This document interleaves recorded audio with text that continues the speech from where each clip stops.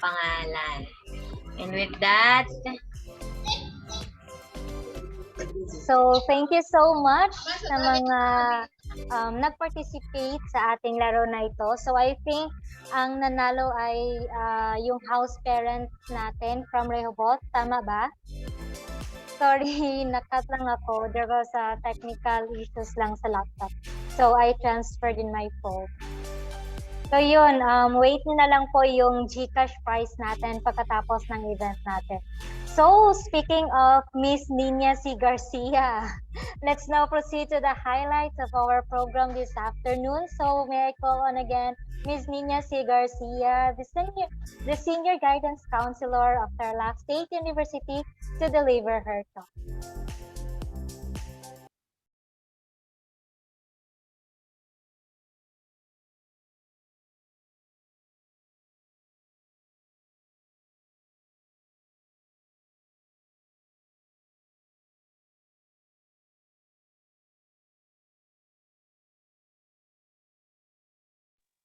Okay, Miss Nina, are you around?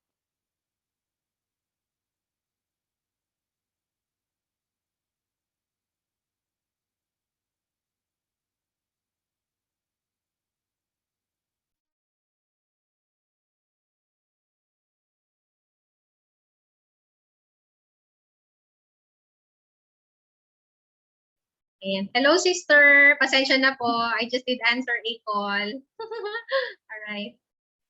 Okay lang po. Sige po. It's okay. Ayan po. Salamat po. Okay, so once again, good afternoon, everyone. Ayan po. I hope you are all doing well. So basically, ito na po yung ating part 2 para sa ating webinar for the capacity building sa ating pong mga house parents. So basically, in continuation po ito nung topic na I was able to discuss last time or 2 weeks ago.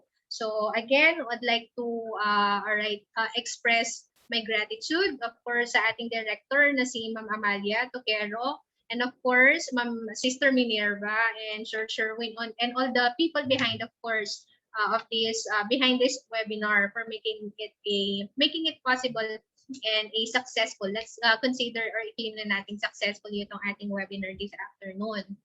Okay, so I'm just going to share, of course, my screen, if I may, for a while.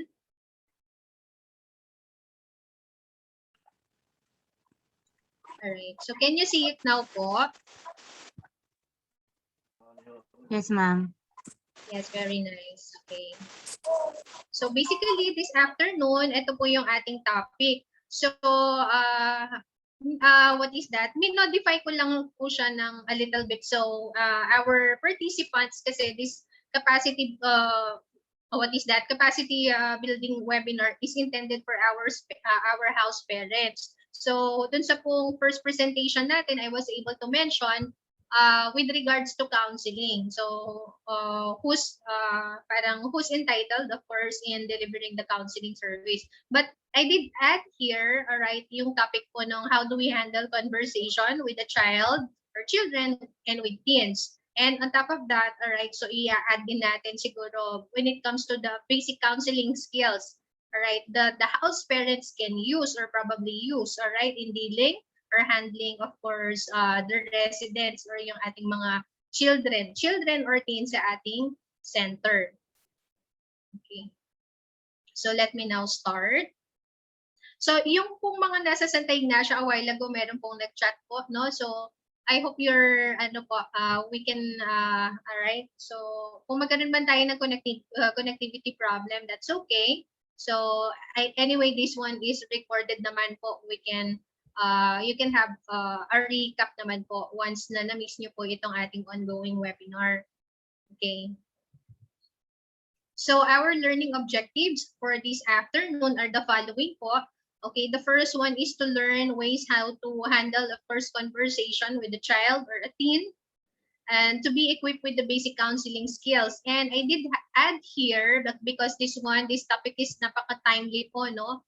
Yung ating, what is that? Taking care of our mental health or our holistic, what is that? Our total well-being. Because being in the helping profession, so we are greatly affected din po no, yung mga what is that because of what is that the role that we play, yung description po ng ating work, ng scope ng ating work, sabi nga natin can really be exhausting or daunting, no? So sometimes we tend to experience po yung stress, anxiety, or much worse dun sa first two terms na nabanggit ko. So why is it important also, ayan, to take care of yourself while taking care also, ayan, dun sa ating mga residents from our center or shelter. So that again is for our learning objectives. Moving on to our next slide. So sabi niyo po dyan, alright, so if you can see it there, children and youth who have been, who happen to experience abuse or they have been neglected or abandoned, basically they are needing, of course, they are much in need of the following. So they are needing what? So they need to feel safe, stable, and of course, it is important for them to have nurturing relationship and also, of course, a nurturing environment. So, yan yung ina-expect nila while they are, of course, habang sila po ay residente natin sa ating shelter or resident sila sa ating, in our facility, no po?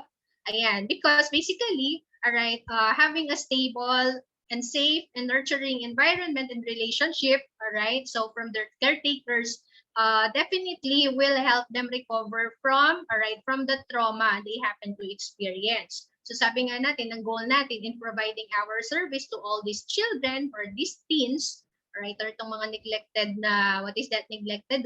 children or youth, is for them to what?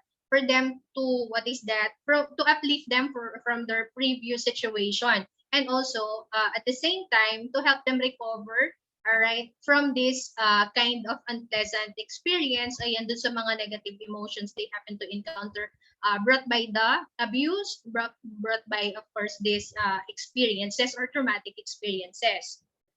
So, in addition to that, sabi niya, if you're a parent or if you are parenting, so we are now referring to our house parents.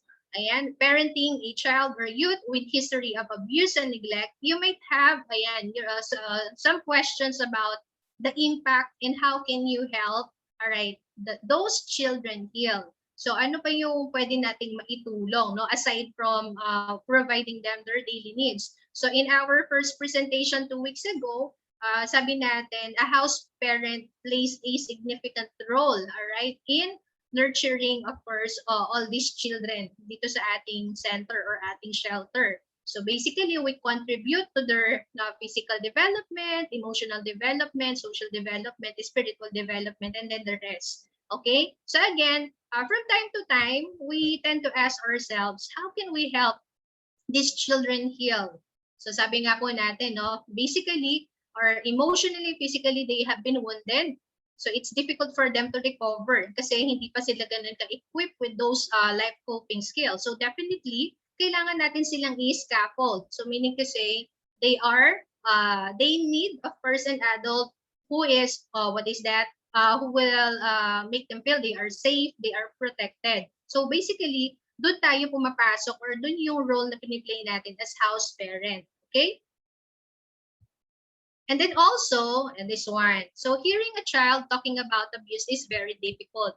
So alam po natin yan, no? So in my case, no, hindi naman ako, although I'm not a social worker, but then again, there are also cases that I happen to handle na not totally abuse, but basically yung mga pressing concerns ng mga, for example, in the in the school setting, our students, kung meron silang mga aggressive behavior, disruptive behavior, okay, so it's very difficult, of course, to handle them. So, same is true, no? Much is expected, ayan, from us on how can we deal, with those children or those teens who happen to experience abuse. So, paano ba natin sila i-handle? The first question is, are we ready? Okay, so are we equipped?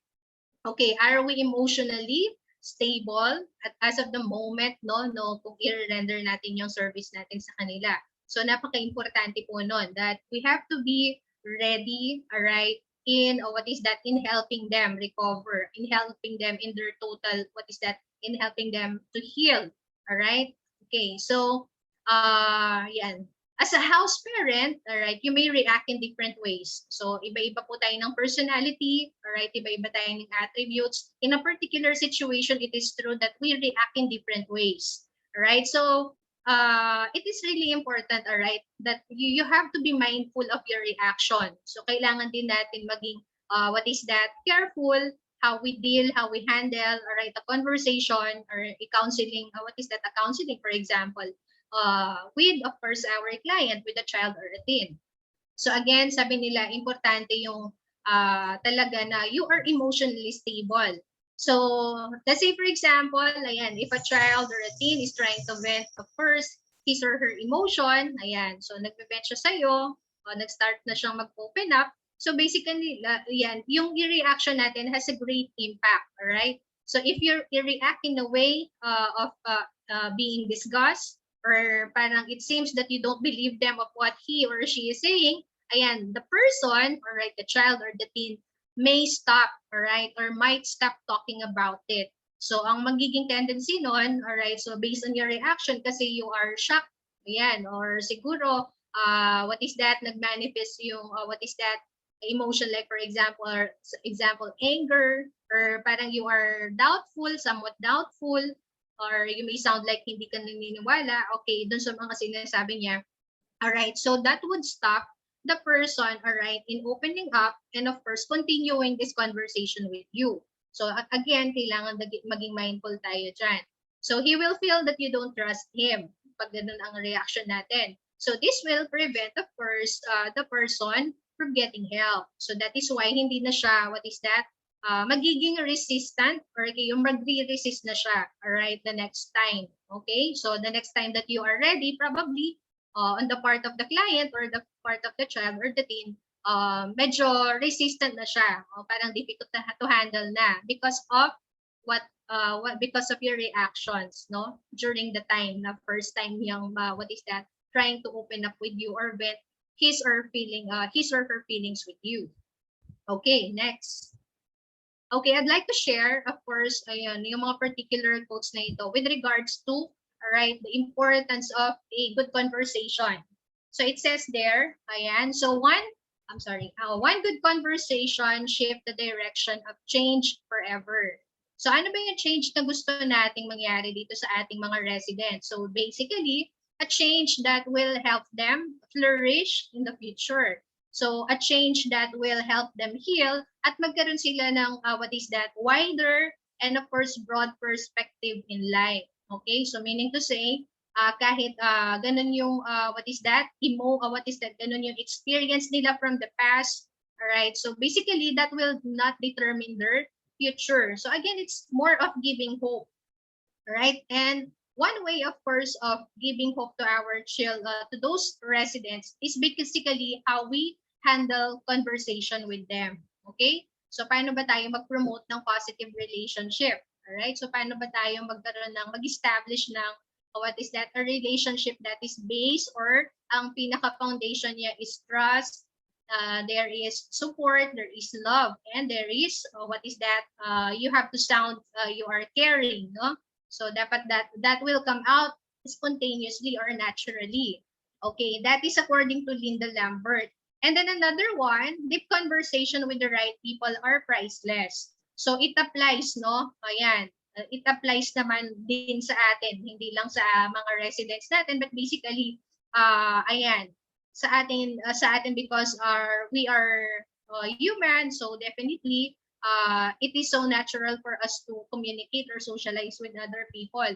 But having, of course, this deep conversation, having this, of course, a meaningful and fruitful conversation with the right people, alright, the people we mingle with, alright, our inner circle, basically, those moments are priceless, okay?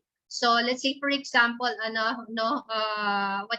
having a conversation with a trusted friend, we consider that one as parang therapeutic. Why? Kasi you exchange thoughts, you exchange ideas that enables a person, no, to to remove all these cloudy thoughts, parang mas clearer yung thinking natin. Alright, so at the same time, when we do have a good conversation with a trusted friend or a trusted adult, so somehow na-uplift yung ating pakiramdam. And it gives us also the more na nakakapag-generate tayo ng positive emotions. So basically, ayan, kino-consider natin yung mga moment na ganito, alright, as priceless, no?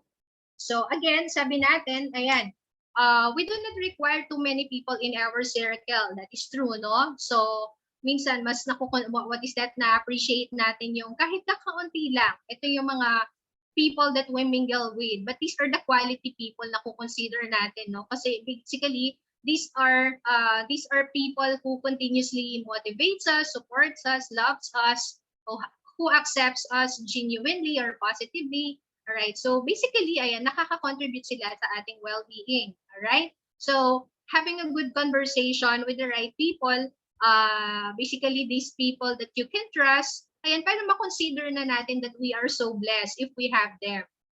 Now, can you imagine, alright, so i-apply natin yan sa ating mga residents if they know or they feel that this adult from the center, ayan, are the people, alright, are the people they can trust, so definitely that contributes to the process of healing, no? That contributes to their, para ma-attain natin yung goal natin for them, alright? Kung whatever interventions na gusto nating mangyari, or whatever intervention ang gusto nating maging kalabasan, alright, ng implementation ng intervention na yon. So again, no amount of money can buy, of course, the satisfaction of having a good conversation, alright? So next one.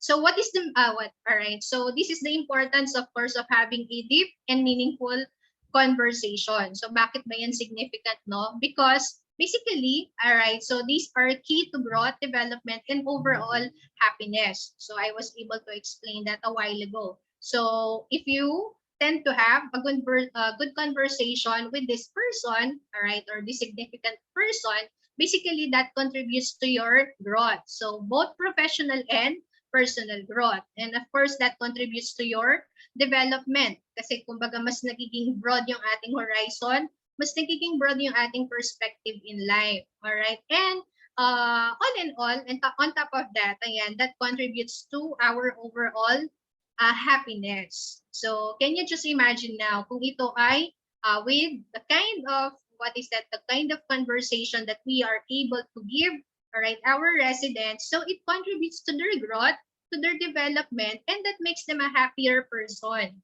Okay? So a resilient one and a flourishing individual. Okay? So self-actualize. Alright, so meaning to say they are able to maximize their potential. So hindi nila nalilimitahan yung kanilang sarili because of your help over this, ayan, this meaningful conversation you have with them. Okay, so meaningful conversation, all right, have an incredibly significant impact on maintaining healthy relationship, all right? So, and also relationship that encourages rather than discourage. So, sabi nga natin, as a house parent, dapat we have to support the kids, all right? So, we have to sound, we are encouraging, motivating, supportive, and caring, all right? So the relationships that we want to have with them is basically not temporary, but a permanent relationship, no? So what do we mean by that? So kahit wala na sila, right, sa sa shelter, sa center, but yung relationship natin sa kanila, basically, is strengthened because of what? With our meaningful and positive, alright, relationship with them. Ayan, ito yung you are able to establish, alright? So, a positive or meaningful conversation as well is considered to be therapeutic. Okay, so siguro tayo, no, nararamdaman din natin yan. Alright, so nagiging therapeutic, okay, nakaka-contribute sa ating well-being, and we tend to feel we are uplifted, we are able to feel positivity with, of course, with the help of conversation. Okay, so therapeutic conversation is a chat, or discussion with an individual that will directly activate healing effect on the physical and emotional well-being of that individual. So why? Okay, basically, itong ating mga residents, they will be needing, alright, this one, alright, a therapeutic conversation. Not basically, not totally with a social, what is that? A social worker. So definitely, alright, itong therapeutic conversation can be provided as well by the house parent. Alright, so the way we talk to them, the way we handle a conversation with them is really important, no? For their recovery, for their total healing. Okay, to have a go therapeutic conversation, appropriate elements of good communication must be used. So for the next slide, ito na yung mga kailangan natin i-consider. Alright, so enhancing conversation with the child or teen. So basically, ito yung magiging guide natin, no? Kung paano tayo makapag-establish ng good relationship with them. So these are in addition to the topic we are able to discuss basically last week. All right. So I know you would agree this one, no? When you're feeling down, you need what is that? You need somebody, all right, you can talk with, all right? Not necessarily a counselor, probably a friend. Ayan. So have a chat with your friend kahit hindi na natin nagagawa yan face to face. We can still do that, all right, in the virtual world. So checking in with your friends, ayan, asking them how they are, especially right in this difficult situation brought by the pandemic, somehow, no po, nakakatulong yan sa atin. So you have to stay connected. All right? So, hindi man ito face-to-face, but then again, we have to stay connected. And of course, kailangan pa rin natin makipag-communicate, all right, those people around us. And it's really considered to be therapeutic. Right? So nakaka-help sa atin to feel better if you're feeling down. Okay?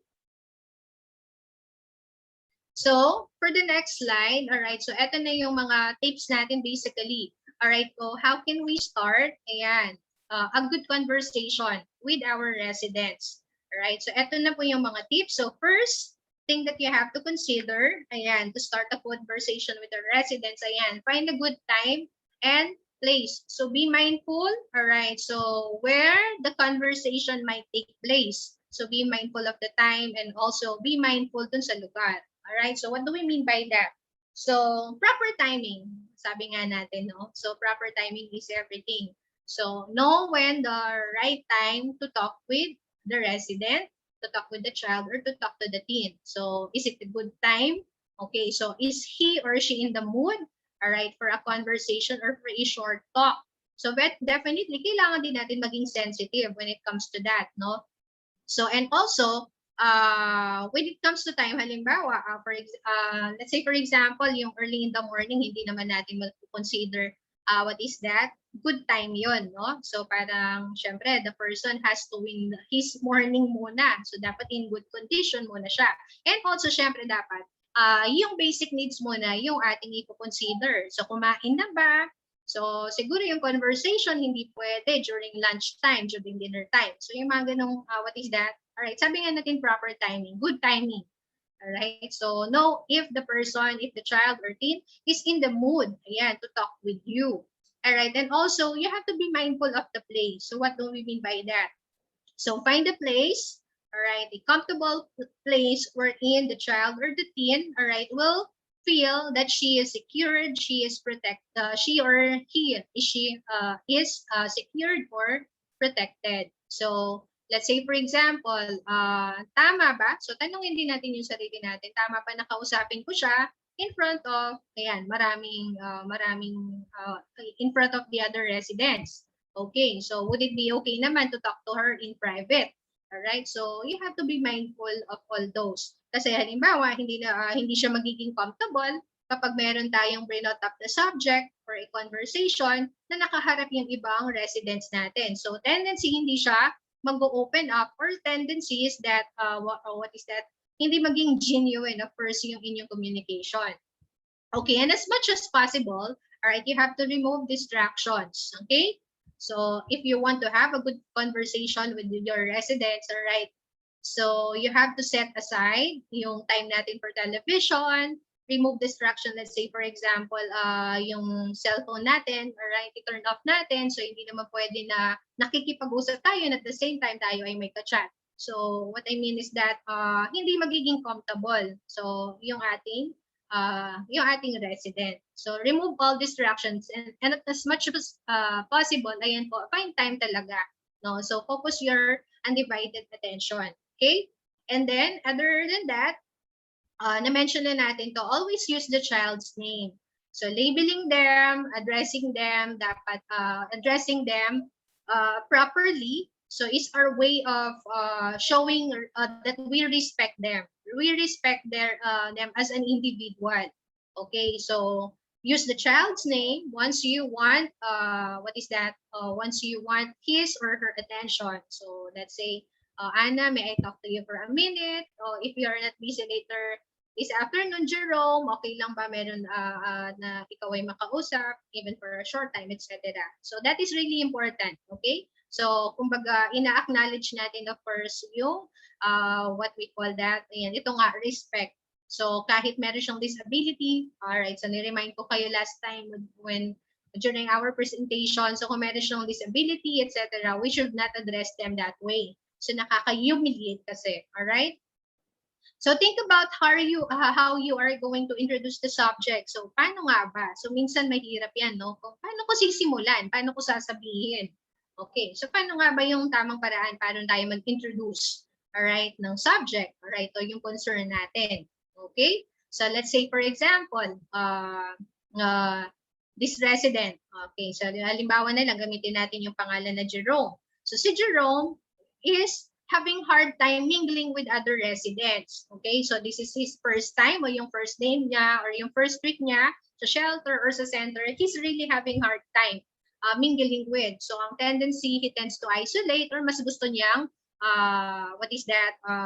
withdrawn. All right, he do not socialize. He do not even talk to the other residents or dun sa mga other house parents. So how are you going to approach him? No, what is the proper way of introducing this subject? All right, para makausap natin siya properly. So, again, be mindful of the time and the place and where the conversation might happen. So, and at the same time, when it comes to this, so probably call mo yung attention niya. Alright, so approach him, approach the person, tell him that, Jerome, ayan, so napapansin ko kasi na hindi ka masyadong nakikisalamuha with other residents, so sa ibang residents natin. Alright, so would it be okay if kausapin kita for a while or whenever you are available. Alright, so wait for him to respond. Okay, pag sinabi naman yan, yes po, okay lang po ngayon na inyo ko kausapin or okay lang po mamamaya. So, respect natin yon. So, hindi kailangan tayong maging coercive or maging pushy. No? So, hindi ito dapat sa pilitan. Okay? So, dapat nandun rin yung willingness ng ating resident to talk with us. Alright? Over a certain subject or over a certain matter. Okay? And also, ayan, so once the conversation is ongoing na, just let them talk. Alright? So, allow them to vent their emotion, vent their feelings. So, dapat kailangan dito you are, you are an empathic listener. So, hayaan lang natin silang magsalita. Right? Do not interrupt them. So, do not even shut them up. Shut them up. Even yung parang yung thoughts nila are distorted, yung reasoning nila is irrational, just let them. Alright? So, express niya muna yung sarili niya. Then, later on, ikaw na yung, it's your time naman, ayan, to raise your concern. Alright? It's your time naman to clarify yung mga, kung even, kung distorted man yung thinking niya. So, later on, ayan, after before the conversation ends, doon tayo magkakaroon ng parang validation of feelings or emotion. Okay, again, listen more. Ayan, listen more than you talk. That is really important. Kasi when you do most of the talking, so definitely, alright, so ang magiging impression niya is that mas alam niya pa sa akin. Things like those, no? O sana hindi niya na lang ako pinagsalita, or kung siya lang naman yung parang yung belief lang niya or yung idea lang niya yung kanyang pakikinggan. Things like those. So definitely, ang result nun, magiging resistant na siya sa atin or magre-resist na siya. Okay?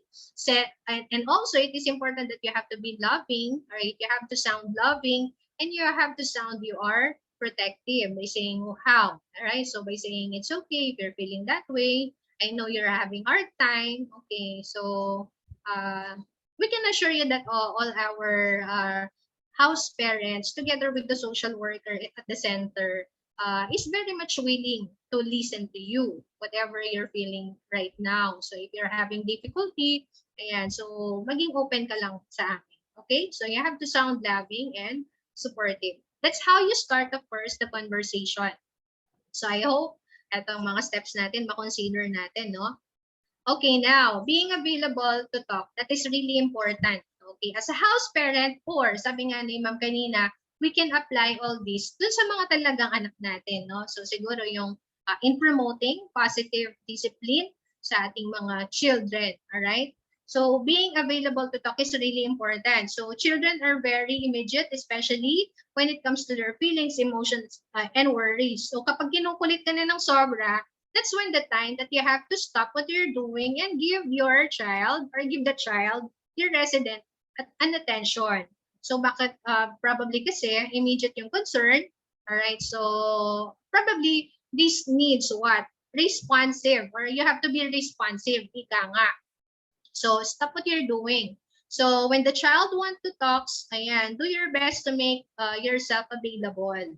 Okay, I know we are living in a busy world, ayan, and we are doing best, our best naman to do, of course, all our tasks, etc. But this time around, ayan, syempre, we have to, ayan, we have to, what is that, make time para sa ating mga residents or children. So being available becomes increasingly important as the child grows older, sabi niya po, no? So make sure to start creating a space for children to talk as they are, or as they become teenagers as well. So kapag, what is that, ini-start natin early, no? So kung nasanay sila, for example, na, what is that, we have time for them, we have all the time to listen to them. Okay, so make them feel na anytime they can approach us. So basically, dadalhin nila yan until adulthood. So when the time comes na sila ay mga grown-ups na, it's not that hard for them to open up with us. Alright, so meaning to say they are open when it comes to what's happening in their life. So hindi sila nagiging secretive. Why? Kasi na-establish na natin yung positive relationship. Alright, so my parents do have time for me. Alright, so anytime, ayan, no matter how busy she or he is, she'll find time, alright, and also, of course, ayan, she'll find time to address my concern, things like those. At masarap sa pakiramdam, no? That your children feel that they are being heard, and the children feel that they are what? They are felt. I mean, what is that? Alam nila nag-i-exist sila kasi meron kang, ayan, binibigyan mo sila ng proper attention, alright? The right dose of attention being available, all right, for them to talk with. Okay? So yun yung number 2. So you just have to be there, you have to be available whenever, ayan, nakikita natin na something parang is bothering them, no, yung mga subtle cues na alam nila, malalaman natin, no, parang mararamdaman din natin na, okay, I need to stop what I am doing right now. So meron siguro siyang gustong sabihin na hindi niya masabi. So therefore, I have to, ayan, give that child a time. Okay, so that is number 2. Now, all right, so for number 3, you have to be fully present during the conversation. So ito na is during the conversation. Kung nangyayari na yung, okay, all right, so I got your attention, sabi ng resident. Okay, you have time. So we are start to communicate now. We start to what is that? We started this conversation. Okay, but you have to be fully present, no? So meaning to say, set aside what you're doing, focus your attention, have your undivided attention, all right? Because ayan, the child needs, all right, the house parent or an adult, a parent who is, ayan, willing to listen. Ayan. Oh, who is willing to listen? With their eyes and ears. So when we listen, hindi lang natin sila pinakikinggan, no? What they are saying, but we are observing as well how they say things. We are observing as well ano yung kanilang reaction, ano lang yung kanilang emotion. Okay, we are also observing their yung mga non-verbal cues na sinasabi, yung ating body language, yung tone na ginagamit nila, right? So the way they talk to us. So you have to be mindful, right? So kung merong itong kung merong itong anger, so definitely ano bang gagawin natin doon? All right? Paano ba natin na-handle yung mga tipo na ganon? So we listen with our eyes, we listen with our ears, we listen with our heart. Let them do the talking first. Do not shut them or do not cut them. So don't ever tell them na what is that? Halimbawa, sabi niya sa iyo, "Ma, do you have time? Sir, kung ano bang tawag nila sa ating sa shelter, no? For example, Sir Sherwin, ayan, okay lang po ba kayong makausap ngayon? Alright, so again, ayan, nag-start na yung conversation. So Sir Sherwin now, it is his task na to listen, listen empathically. So mag-observe din tayo, no? Ano yung kanyang actions, reactions, behavior, alright, na nagti-take over during the conversation. Okay? So again, being present, that means turning off your phone, alright? Whatever it is you're doing, even you are watching your favorite K-drama or your teleserye, ikat nyo muna yan, kung probinsyano man yan or what. So, and other distractions that dilutes the conversation. So, kasi ang possibility nun, the next time, hindi kanya na i-approach, no? Yung gusto mo na makipag-usap sa kanya, pero siya pala, ayaw na because of what happened or what transpired in the first conversation na nag-attempt siyang kausapin ka. Alright, take time to fully engage with your child during the conversation. Most importantly, you have to listen to them. So again, from time to time, alright, over our discussion, you will always hear listening. Alright? So napaka-importante po kasi nun, no? As as an element or an important element, having a positive communication. Alright? So giving your child your full attention, alright, demonstrate that you respect him, you respect her, what he says, and what he or she says is important to you. Okay? Kahit nonsense, irrational, alright, so kung wala sa katwiran, that's okay, we just have to listen. Alright, and then, ayan, be mindful also with your reaction. Okay, so let's say for example, yung mga outrageous, yung mga stories na sinasabi niya or sinishare niya sa'yo, that's okay. Let him be. Alright, so don't react with shock, with anger. Ano ba yan? Ayan. Sasabihin ba natin, tinigil ko tong paglalaro ko ng ML dahil sa'yo, tapos ganito lang ang sasabihin mo. Alright, so again, they have to you have to make them feel whatever they are saying is important and they matter. You have to help them feel that they matter. All right. So what is that? Important yung kanilang existence. They are valued. Okay. So nandun na tayo sa third. Moving on now to the fourth. Okay. So paano ba natin mag-stimulate? All right. So how do we stimulate? Of course. All right. I'm sorry. For a while. Ayan. How do we create, that stimulate conversation? So definitely with the nature of our residents, sabi nga natin last time we are able to describe them or give descriptions, sino yung mga residents natin in our shelter. They are, children who have been abused, experience, neglect, maltreatment, abandoned, etc. O yung mga, bata from the calle, etc. And then the rest, no? So, nung binigyan natin sila ng description, it is clear to us na that made us realize na itong mga batang ito, meron sila talaga mga special or particular needs. Okay. And with the kind of with the nature of these residents that we have sa shelter natin, do not expect them that they are the one to initiate conversation. So, wag natin expect na sila yung mag-start. Sila yung mag-a-approach, alright? So sabi nga natin, it's difficult for them to trust, it's difficult for them to communicate kasi yung iba, ang impact sa kanila yung kanilang, meron silang mga delays when it comes to their motor skills, the developmental aspect. So it's really hard for them to express themselves. So we cannot really expect them, especially those who suffered, who tend to experience abuse, no? So hindi magdadali sa kanilang mag-open up.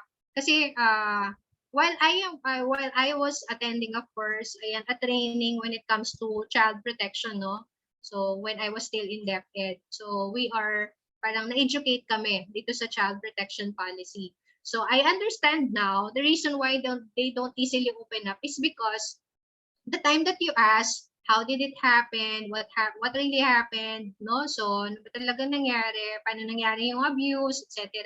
So it brings back the pain, no? So kumbaga vivid pa sa kanilang memory itong itong traumatic experience or traumatic events that that happened. So kung tatanungin natin sila, or kung kumbaga pipilitin natin silang magsalita, or or to talk about it, so definitely you're bringing back again the pain. All right? So from time to time, kung may magtatanong, again, mararamdaman naman niya, no? Yung mga ganong klaseng ng emotion, no? So again, kumbaga parang that leaves the child feeling what? Feeling bruised, no? So parang bugbog na ako dun sa issue na yon. So how can I heal, no? So kung time to time brought up yung issue. So again, ang point ko lang dito, do not expect them the first to initiate. So again, it is the house parent, it is the social workers role to initiate or stimulate a conversation. So how can we do that? No? So ayan, so better to consider the following. Do things together. So if you are doing first yung mga chores natin na usual natin ginagawa sa center. Ayan. So I saw sa post ni Sir Sherwin po yata yun. I saw yung since Christmas season is approaching na po, no? Fast approaching na. And then I saw yung mga Christmas cards our residents are preparing. Okay. So through this activity, no, whatever activity na ginagawa nila dyan, no, or whatever regular routine na ginagawa nila dyan sa shelter or center. So pwede nating makonsider itong mga to, no? So parang a good channel for a good conversation. So for example, while they are doing their artwork, ayan, sa kanilang mga Christmas cards, so probably you can approach them. So bakit ganito yung design? You may ask them such questions like that. Siguro you may also want to experience you may also want to share your experience like when I was a child or things like those para mas ma-feel nila they are ma-feel nila, alright, na comfortable sila talking with you, no pressure, you're not forcing them, etc. Alright, so doing all those chores together are good times for conversation. Or example, yung mga kababaihan sa shelter natin, no, with our female house parents when they are preparing for a dish. Ayan, so basically, yun na yung good opportunity or chance natin to have a conversation with the female residents. So if they are teens. Okay, so considering natin, of course, yung how we'll deal with them in an age-appropriate way. So dun sa mga teens natin, so nasa adolescent period na sila, so sometimes it's kind of hard, no, to handle them, not unlike dun sa mga child. O sa mga children kasi madali lang sa kanila yung lambingin natin sila, o yung mas gusto nila yung we are hugging them. Ayan, so gusto nila yung minsan binobola-bola natin sila, which definitely will not work dito sa ating mga adolescents sa center natin. Alright? Kasi nga, because of that, na nag-i-evolve na sila, alright, sa puberty years. Okay, so again, ayan lang. So, opening up with them about your own experience, sharing your experience. Pero sabi nga natin, let them do all the talking. So, kung mag-share ka man, so i-limit lang natin, alright? So, talk to them in an age-appropriate way. So ayun lang. So, find the right time. Sabi nga natin, find the right time and of course, consider natin yung mga regular activities na nangyayari sa center natin as a channel for a good conversation. Okay, now let's move on. Okay, so basically, you might want to try, ito yung ating mga 20 conversation starters. So, paano ko ba siya i-approach? Ano ba yung magandang pag-usapan kaya? Ano kaya mga pwede kong gawin, no? Para mas maging comfortable siya sa akin. No? Para, para, what is that, maging attached siya sa'yo. Para, from time to time, kapag nag-uusap kayo, hindi na siya aloof, or hindi na siya withdrawn, or hindi na siya mag-isolate. So, all right. So, let's say, for example, ayan, you might want to ask some of our residents. Pero again, these are, consider natin yung comprehension nila, no? Kung naintindihan na ba nila yung mga bagay-bagay. These are basically applies sa mga teens, sa mga adolescents. I'm sorry for that. Ayan. So, let's say, for example, number 1. Okay, what do you hope to be, ayan, doing in 10 years? So, ano bang gusto mong mangyari? Ano bang goal mo 10 years from now? Siyempre, we do not expect, all right, for example, what is that, a 7-year-old, a 12-year-old can answer your question, yung ganong type ng question. So again, this is applicable for adolescents, no? So probably, ayan, she or he may start sharing with you, ano ba yung mga future plans niya, no? So 10 years from now, how do you see yourself? Things like that. Okay, and then another one, what is your favorite way to spend your free time and why? So, kapag wala tayong ginagawa, ano ba yung mga gusto mo? What is that? Yung mga vacant time mo. Right? Ano ba yung interest or hobbies mo? Okay, listening to music. So, you are now finding what? You are now finding, what is that? Yung mga certain, common things that you do. So, similar things. So, kumbaga para makatch mo rin yung kanyang attention. So, what is your dream job, etc. Alright, so what traits? Alright, so why? Okay, so bakit natin kinonsider itong mga tong questions na to, no? Kasi they were not, when they were not yet in the shelter, so probably, okay, wala among their parents was not able to ask such questions. Kasi hindi sila interested, kaya nga sila ay maltreated or neglected, di ba? Right? Or they are abused. So parents do not have time to ask particular questions. Pero alam ba natin yung impact nun na merong isang tao na, what is that, who is interested with regards to my dream job, what I wanted to be 10 years from now, what are my interests, hobbies, etc. So di ba napakaganda sa pakiramdam na that the person is interested with you, with your personality, what you are doing, ano yung mga interest natin or what we want, ayan, what we want in life. Okay? Because ayan, many of our residents are denied of love, care, affection. So probably these might be our way of showing our affection to them, no? So again, I mean, making them feel they are important, they matter, right? So what was your favorite memory of us? So let's say for example, kasama mo na siya sa shelter for 3 years, 5 years. So kampante na kayo with each other. So probably, so siguro there will be times you will be asking the resident like, okay, what's your favorite memory of us? Ayan, pwedeng sumagot ang resident na, I like it when we cook together. I like it when we do outdoor games, etc. Things like those, okay? So consider natin itong mga, these are just 10, all right, ideas and how to start, of course, a conversation with your residents. Okay, show interest by following up. Alright, so meaning to say, alright, so since nag-initiate naman na kayo ng conversation, again, from the time na kinumit natin yung sarili natin, so we have to be sincere, alright, so with pure intention, alright, so again, dapat it should be a heart talaga that is willing to help, an ear that is talaga really willing to listen, alright, so siguro the time na you have this first conversation over a resident, you are in the mood to listen, you're you're in the mood to parang to show care, affection, pero dapat sabi nga natin, you have to be what? You have to be consistent. Meaning to say, kung ano yung pinakita natin at first, syempre, they are expecting na consistent yan. Alright? Bakit nung unang kinausap ko siya ay mabait, pero ngayon, lately parang nagiging irritable or moody na, okay?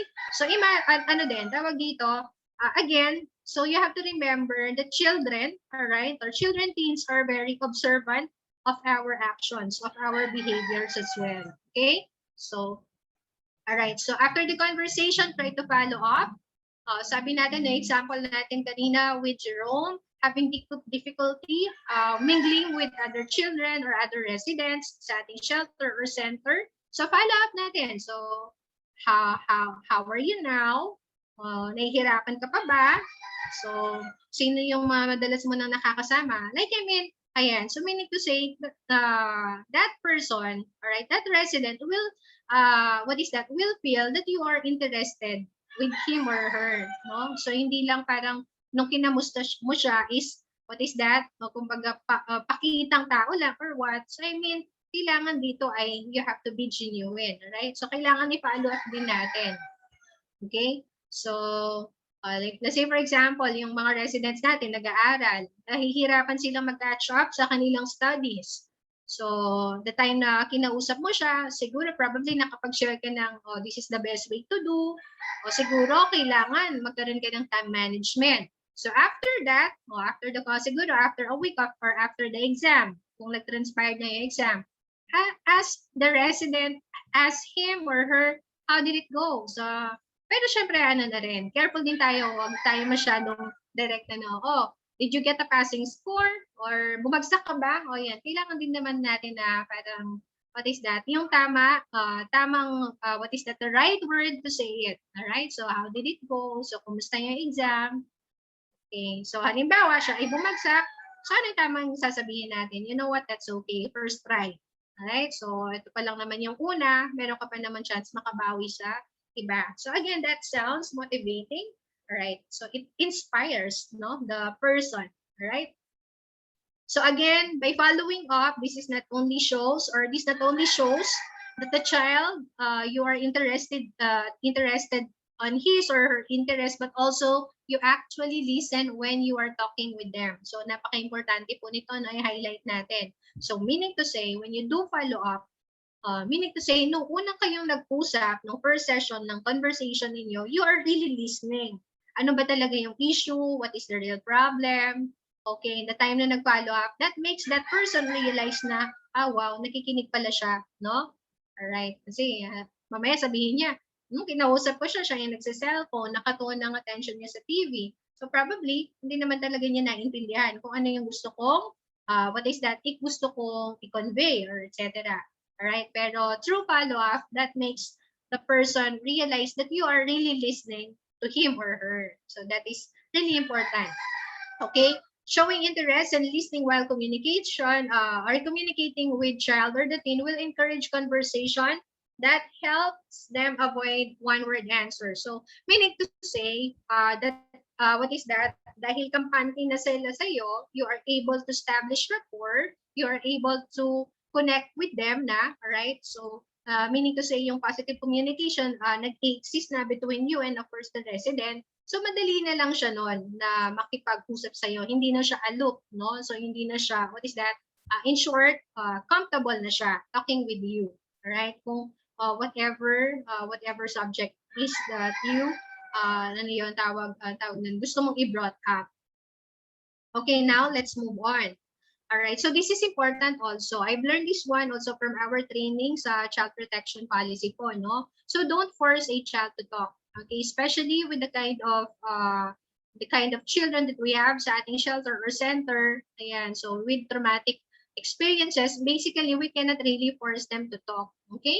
So why you're not talking? Hindi na natin pwede sabihin yon. Come on, open up. I'm really willing to listen. Yes, we know that you are willing to listen, but then again, you just have to wait for the perfect time, no? So give the child a time when he or she is ready to vent his emotion, to share with you, or willing to communicate with you. So let her or let him talk with you at her own pace. Whenever I'm ready, okay, definitely, okay, I'll be the one to approach you. No, I'll be the one to initiate the conversation. So do not force them, kasi the more that we do that, the more they will resist. All right, so the more that they will resist, so the more that they will avoid us. So instead na nakakapag-establish tayo ng good relationship with them, so ang tendency, ayan, they tend to detach themselves from us. So if the child is unwilling to talk or seems uncomfortable, all right, so kung nag-start na yung conversation and then you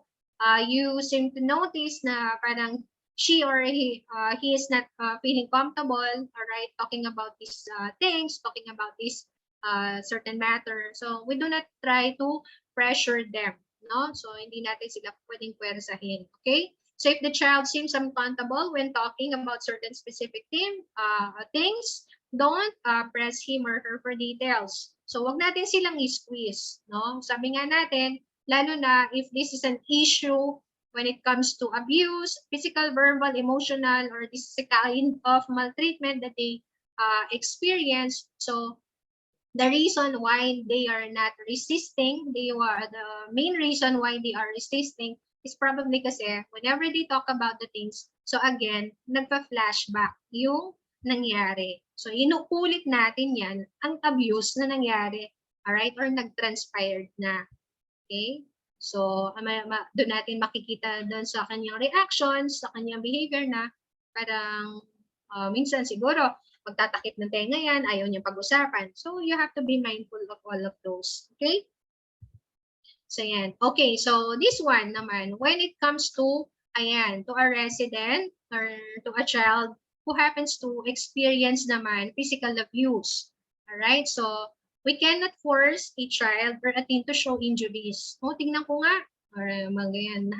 Sabi nila, napukpok ka daw, pinukpok ka daw ng ano, or plinansya ka daw sa may likod. Right? Tingnan na nga natin. So, is that proper? So, it's not. So, kailangan din natin maging mindful when it comes to that. So, again, ayan, kung merong injuries na natamo yung ating resident or meron siyang experience, a traumatic experience basically or specifically dun sa physical abuse, okay, we do not, kahit pa matagal na natin siyang kasama sa shelter, alright, so do not force him or her to show you, such injuries. Ayan, so kung willing naman siya mismo, alright, so gusto niyo po ba makita yung sugat na aking natamo, no, nung ako pa ay nasa pangangalaga ng aking madrasta, ng tatay ko, etc. Ayan. Alright. So, definitely naman, kailangan pag nagpakita siya ng mga ganong injuries, dapat kayo rin ay emotionally stable. Alright. So, do not overreact or baka naman nag-burst out ka ng emotion. Ano? Nagawa niya sa'yo, nakakagigil naman. O yan, kailangan din natin maging, observant sa ating mga reactions. Alright. So, that's for the injuries.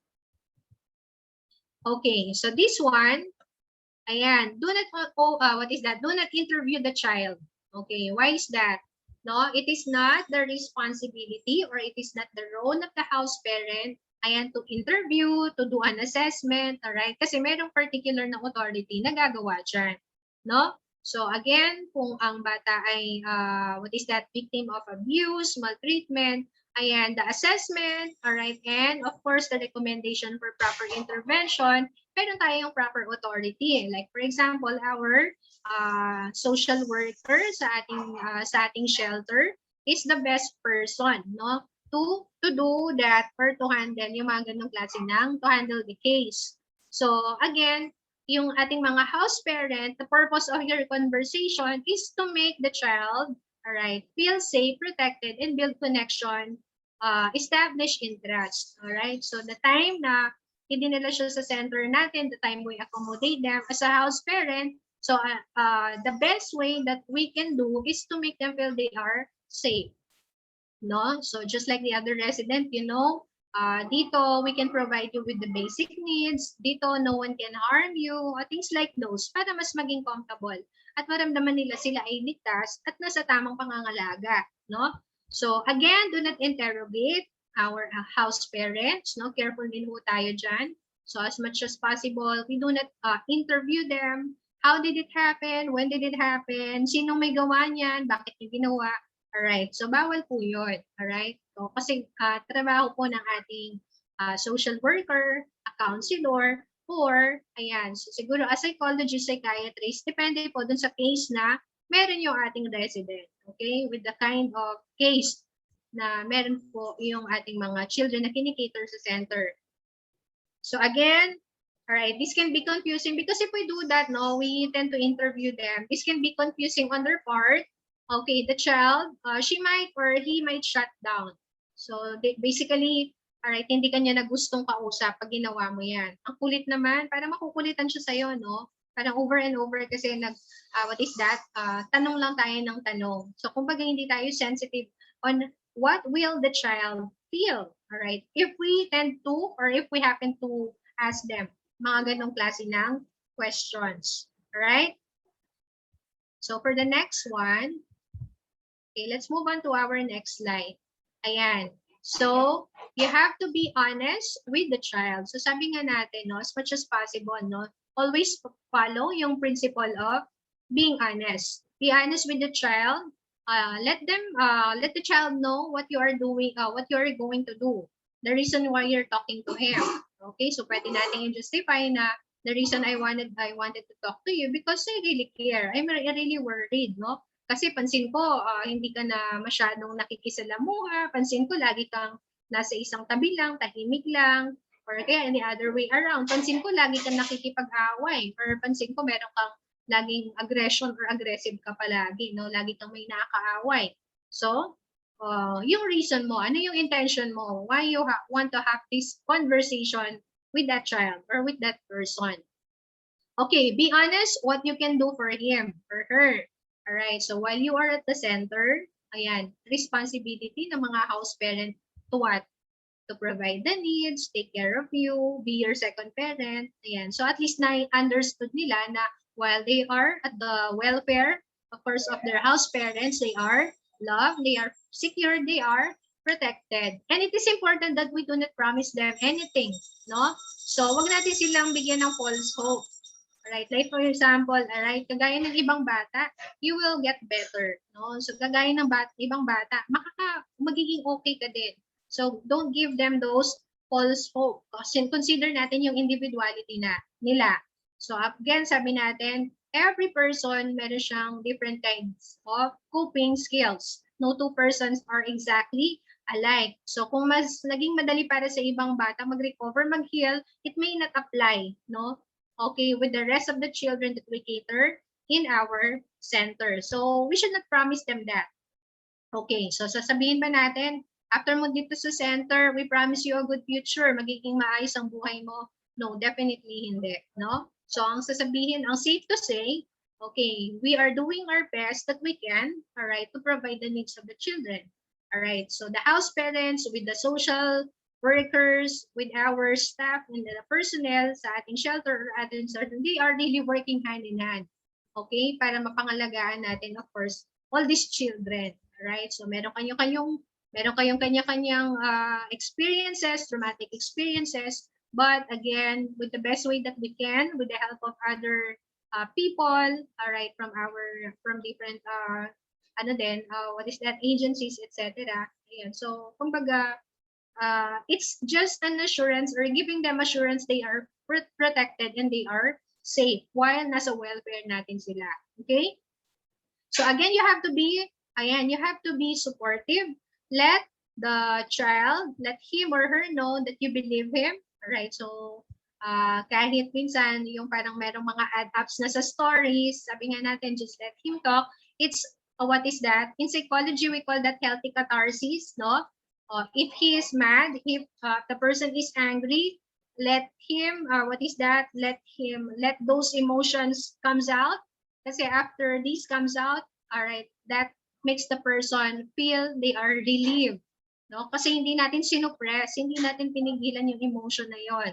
Whether they are mad, or whether they feel like they are, parang there's need for them to cry, to shout, right? So let them do all these things. It's what we call healthy catharsis. Sa atin din, no? Pansin niyo po, no?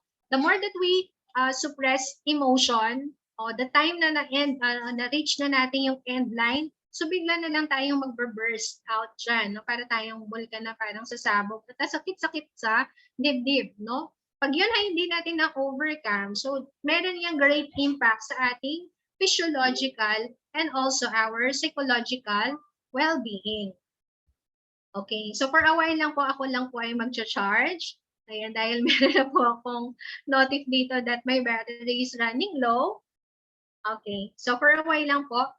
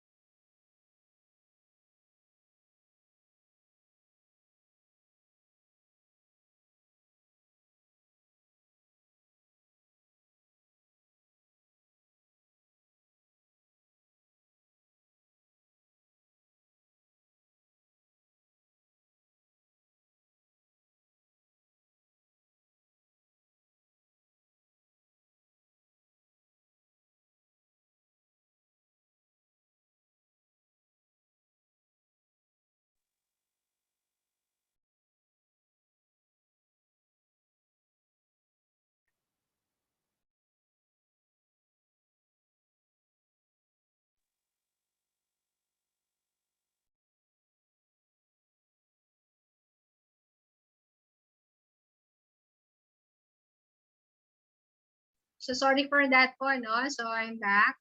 So where are we? Anyway, so ayan. So ayan, just be honest, all right, with the child. Ayan, when you are having, of course, this conversation with him or her. So again, dapat our intention is coming from the heart. It's pure and it's sincere. Okay, so basically, ayan po yung ating, how do we handle, all right, a conversation with a child or a teen.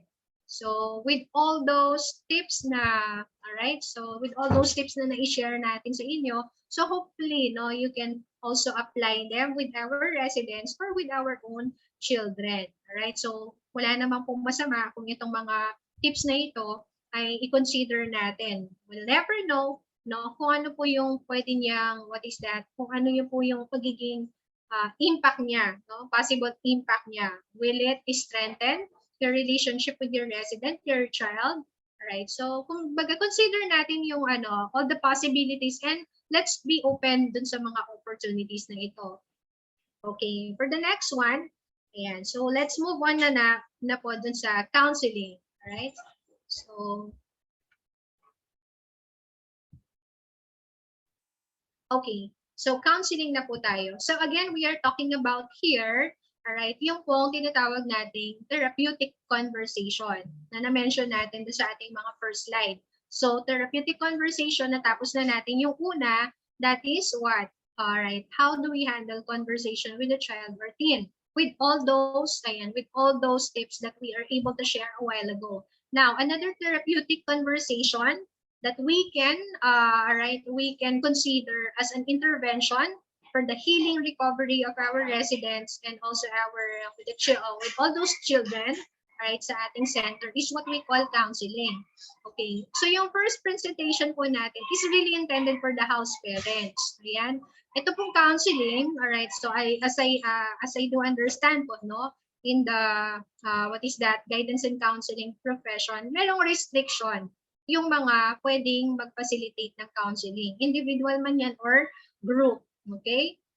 So ang what is that, highlight lang po ng ating topic ngayon for the counseling, siguro yung mga basic skills that also our house parents can adopt, right? So what is reflecting, what is that, reflective listening, what is restating, what is paraphrasing, etc.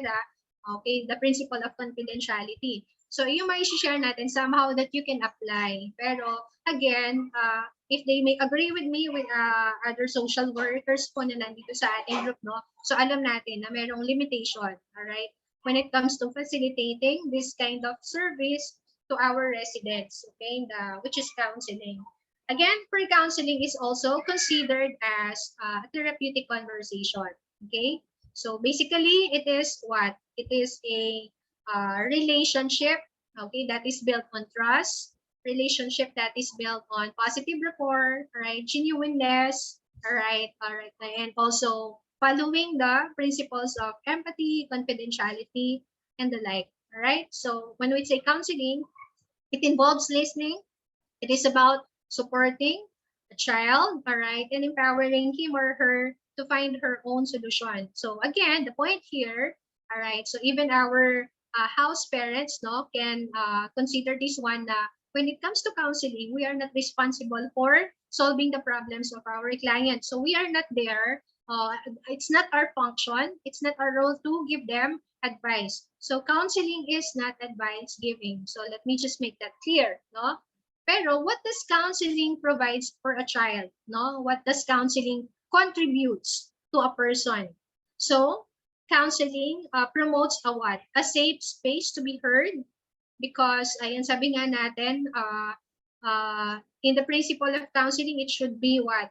All right, so accepting the person with positive regard, sabi natin, no? So meaning to say, whatever age, whatever cultural background, religious affiliation, etc., gender, okay. So definitely, all right, so the counselor is what should not sound like being judgmental, all right? So accept natin the person who he is, no? Kahit what is that?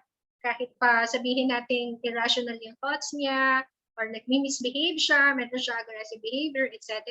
Right? Whatever case, no? Na pwede nating ma-encounter. Accept the person who he is, all right? And then another one, it provides ayan, a way to understand your own distress, their own distress. So again, for counseling, it's more of what? Clarification of cloudy thoughts, no? It's broadening your horizon, it's broadening your perspective. Ayan, because if you do that, you can what? You can proceed to the next level, and that is for you to come up with, to come up with solutions on your own. So definitely a counselor will just be there to guide you and lead you, all right? Lead you towards what? Making your own, wise decision. So it's, what is that? It's really up to the person, kung what is that? Kung ano yung gusto niya mangyari, no, sa decision niya. And we have to respect that. So hindi tayo pwedeng mag-impose ng decision or magbigay ng unsolicited advice. So it's bounded with respect as well. Okay, and also an opportunity to explore options, no? So again, we do not give, right, options, but we make the person realize na if this will be, all right, if this is your plan, okay, what are the consequences, all right, or if this is your decision, all right, so what do you think will happen, all right? So it's more like trying to weigh the consequences of his or her decision or actions, okay? So ayan, we're not giving options, all right? So we are just there to to make things clear.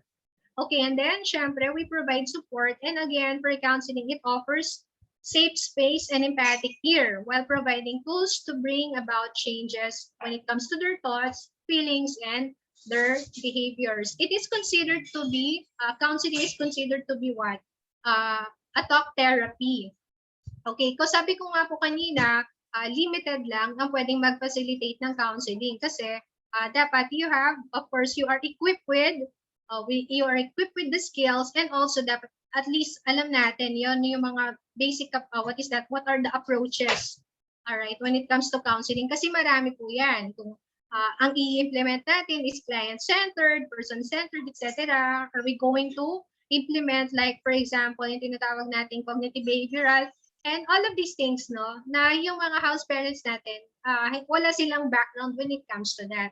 Probably yung ating mga social workers, okay, definitely they have, right? Kasi hindi po, although we are all in the helping profession, registered social workers, house parents, counselors, with the rest of course of these helping professionals, meron kanya-kanya tayong distinct role na ginagampanan.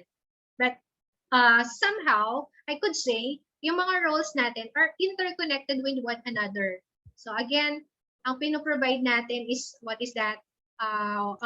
What we provide is helping relationship. No? So, I mean, meron pa rin tayong mga kanya-kanyang role that we have to, significant role dito sa ating mga clients. Okay. Now, the qualities, all right, of being a counselor, all right?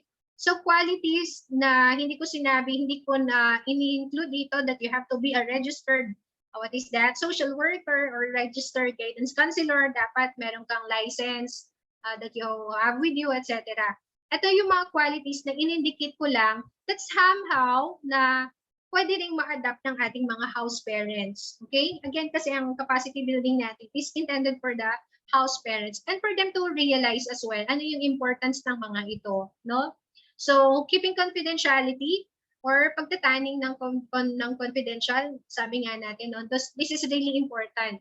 Kasi sabi nga natin, all right? So, our relationship with our residents should be what? Should be the foundation should be built in trust. Alright? So again, napaka-importante nung sinasabi nating confidentiality. So meaning to say, in our case as a school guidance counselor, we are not to divulge what? Information like, for example, yung kanyang personal profile, alright, academic profile, the nature of the case, etc. So we are not, what is that? We have to keep all this information sacred, no? So hindi namin siya basta-basta i-share, right? So kasi when you do that, pag na-break natin, of course, yung principle ng confidentiality, nawawala yung credibility natin as a counselor, no? Kumbaga sa kaibigan, sabi nga natin, no? Once na nag-open up tayo with a trusted friend, and alam natin, no, that person can be trusted, but then again, it so happened na nagkaroon kayo ng personal conflict. So, that secret that you shared with this person, na-share niya na sa iba. So, nawala na yung credibility, no? So, regret at the end, no? Sana hindi ko na sinabi, na hindi na ako nag-share. Something like those. So, again, among the qualities, this is really important, keeping confidentiality, right? Empathy or makiramay, no? So, meaning to say, when you say the word empathy, it's our ability, of course, to put ourselves in the situation of others, no? No, if I were in his or her situation, would I feel the same? All right. If I were in his or her situation, would I do the same? Things like those, no? So, inilalagay natin yung ating sarili sa sitwasyon. So, bakit siya nagagalit? Now I understand. Bakit ganyan na kanyang nararamdaman? It's because, ayan, it's our ability to what? To understand the person where he or she is coming from. That is empathy. All right? Positive regard is also important. Ayan, positive regard yung itong positibong pagmamalasakit. Meaning to say, ayan, accepting the person who he is regardless ng kanyang background, regardless of his story, regardless of his past or previous experience. Alright? So, warm, mainit na pagtanggap, no? So, it should be what? You should be loving, you should sound, you should sound motivating, you should sound supportive, things like those, no? So, meaning to say, yung hindi niya naramdaman outside, nung wala pa siya sa shelter, ito yung kailangan nating i-provide. Okay, being genuine, okay, so pagiging totoo, tunay, sabi nga natin, no, kailangan maging transparent tayo, alright? And then, kung when it comes to our actions, so kailangan din maging tayo ay consistent, no? So, it's easy for our residents to determine, no, kung paano nila, what is that, to determine kung sino ba talaga yung, kung kanino siya mas magiging palagay ang kanyang loob. Alright? So, kung ano yung pinakita natin the start, no, kung kumbaga sa unang interaction natin, no, with our residents, tayo ay warm, tayo ay accepting, sana all throughout ganon, no? Despite na wala tayo or nagkakaroon tayo ng mood swing, no? So, dapat consistency, sabi nga natin. So, being non-judgmental, alright? Or pagiging hindi mapanghusga. Okay, so do not jump into conclusions as well or yung ating mga prejudice. Okay? So, confidentiality of counseling, or i-highlight lang natin, no? So, again, as I mentioned a while ago, counseling is basically a relationship that is built on trust. So, you have to keep your word, no? So, kung sinabi ng resident natin, will you promise, no? Or will you promise na walang are you sure na walang makakaalam after ng conversation natin ito? Baka after kasi nito, ayan, maging talk of the town na ako, things like those. So, assure them na whatever information that they shared with you, alright, so again, we'll treat them with the highest form of confidentiality. So, what is shared inside the counseling room will stay there. Alright, so wala, kahit minsan, no, sa counseling profession, no, kahit sa immediate family member natin, hindi natin siya pwedeng i-share. No? Kasi we'll never know. Baka nga kasi ma-jeopardize yung ating integrity. Okay, so the recent example here, a situation, no? Sabi niya, think of a secret that you have. Alright, so yung secret na talagang pinangangalagaan mo matagal na panahon na. Nobody knows that thing, no, about that thing. And then think about sharing this information with someone that you trust, right? So meaning to say, it could be a family member, a trusted friend, matagal mo ng kaibigan, no? How would you feel if they told other people, no? Can you just imagine that? Ikaw na pinagkatiwalaan, pero hindi mo na-keep yung word mo, alright, na i-share mo yung information or secret na yon sa ibang tao. So, what will the person feel? Alright, so magmamanifest itong mga negative emotions like you felt like you've been betrayed. No? There's betrayal, you will get angry. Okay, how dare you sharing my secret to other people? So, possible din na parang isusumpa natin that person, you've been hurt. Yan. Kasi what is that? Nawala yung trust. Nawala yung tiwala. Right? Na you have with that person. So, feeling shut down. So, magiging traumatic na itong experience na to, no? So, kahit alam natin pure intention ng ibang tao, it's really hard for you to trust again kasi because of that, all right, of that experience, no? So, it's really important how parents, okay, and with other helping professionals, keeping information confidential is giving your trust to someone and keeping your word. So, as a counselor, you are in a privileged position to be trusted with other people's important information. Okay, sa school na lang po, magbigay ako ng particular example. Okay, so yung iba, we have this stigma, no stigmatization when it comes to counseling. No, that most of the students do not seek for help with the counselor. They do not go to the counseling office because of what? Because of stigmatization. Kasi lagi nilang nalilabelan na ito ay mga pasaway na bata, o may problem yan. Okay, so napatawag na naman sa guidance and counseling office. So meron siguro siyang ginawa. Okay, so can you just imagine, no, kung ikaw yung child na yon that you have an appointment with a guidance counselor. So meaning to say, meron na silang parang nag-conclude na sila na ikaw ay pasaway, ikaw ay may problema, or something is wrong with you, things like that. Okay, so again, it is the responsibility of the counselor na not to divulge, no, whatever information shared by your client or your counselee. Okay, so at least from there, okay, pag na-establish mo na yung what is that relationship na yon, dahil this client trusted you already, so huwag sanang masisira yon, no? So kahit ka-close natin yung iba nating mga katrabaho o yung mga teachers from that school, or kahit advisor pa nung ating client, no, hindi natin basta-basta yan i-share. Alright, so kailan lang natin i-break, of course, the principle of confidentiality. So aware tayo dyan, no, if dumating po yung point na what is that, the situation already threatens our counselee. So meaning to say, ayan, meron na siyang tendency to hurt or hurt him or herself or hurt other people, people around him. So pwede natin yun, what is that? Pwede natin i-break yung principle of confidentiality. We can, ask for other help, no? Pwede tayong mag-refer, etc. whenever it is needed. Okay? And then empathy in counseling. So sabi natin kanina, your ability to put yourself in the situation of other people.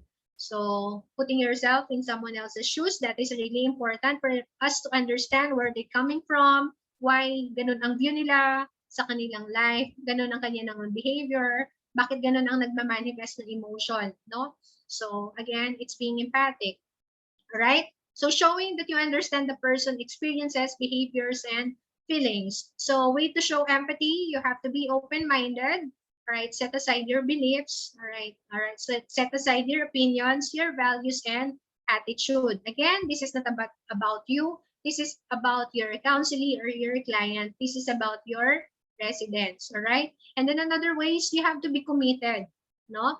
your one desire to help people. All right? So again, committed, being committed is that, sabi nga natin, kanina inuulit natin, it should be coming from the heart. Alam mo yung role na ginagampanan mo, you have to stay genuine, you have to stay true to yourself. Okay? So ang intention mo is to help, so dapat magmamanifest yan sa ating actions and our words, no? Okay, listening and counseling is also important. Okay, so what's the way of proper listening? So active listening is really important when it comes to counseling, because active listening means to say, ayan, you are listening for meanings, no? Ano ba ang, what is that? Ano ba yung mga kahulugan ng gusto nang sabihin, no, ng ating client?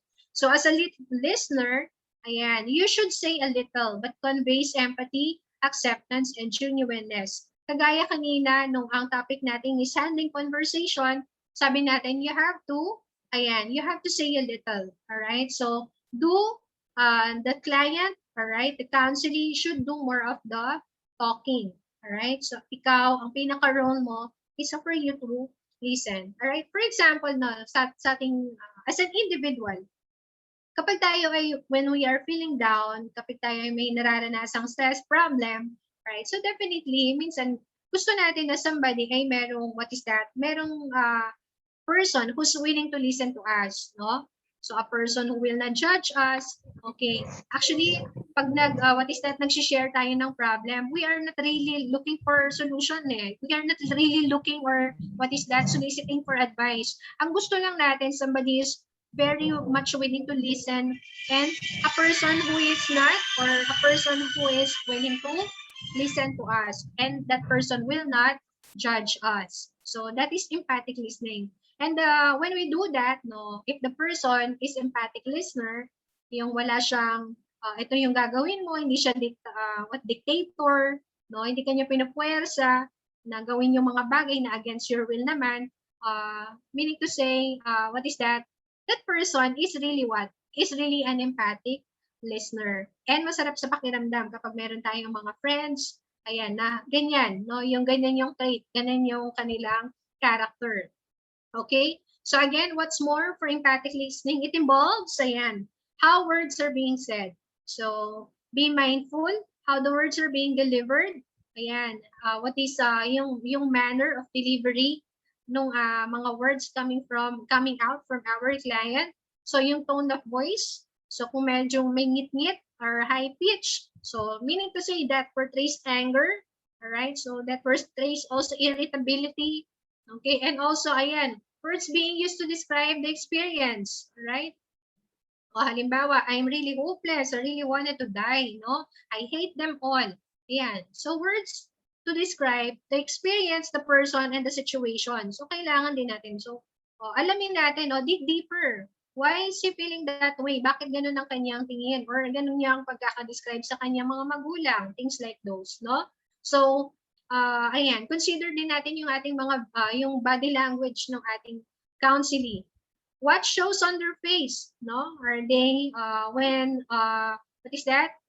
you brought up an issue with regards to, ayan, kung what kind of parenting, what kind of parent, what kind of, kung baga, tinanong mo, how would you describe your parents?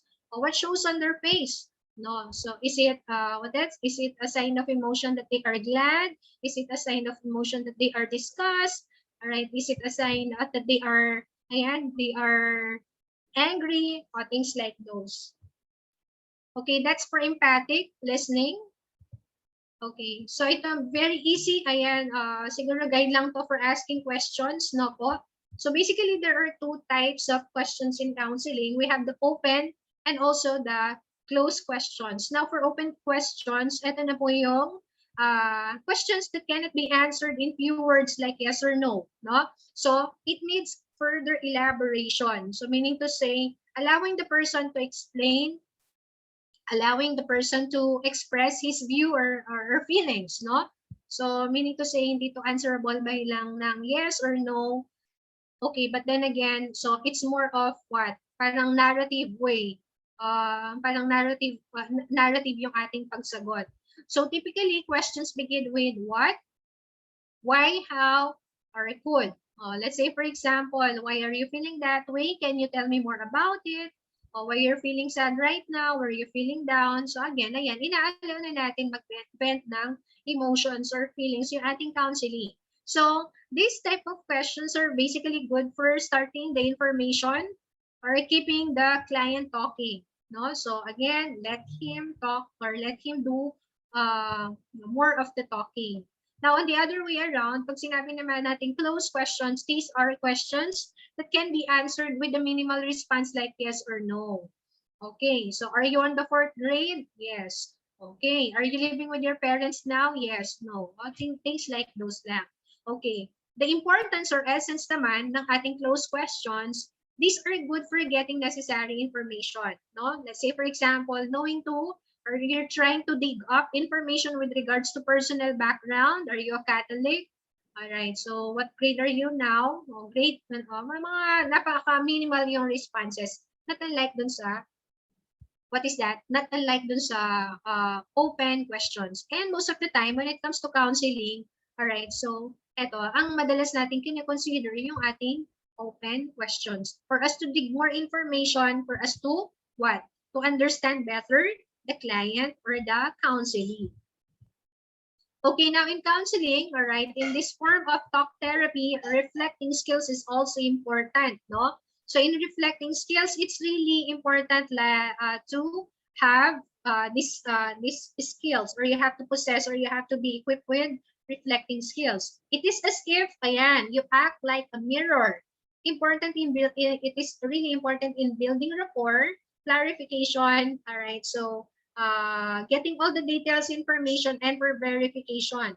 So recognizing the feelings and letting the child, all right, your counselee, ayan, understand or his or her feelings. Okay, it's validation of feelings. All right, so kung baga, all right, reflecting on a mirror, ito ba ang kanyang nararamdaman? Is it anger? Is it joy? Is it happiness? Is it disgust?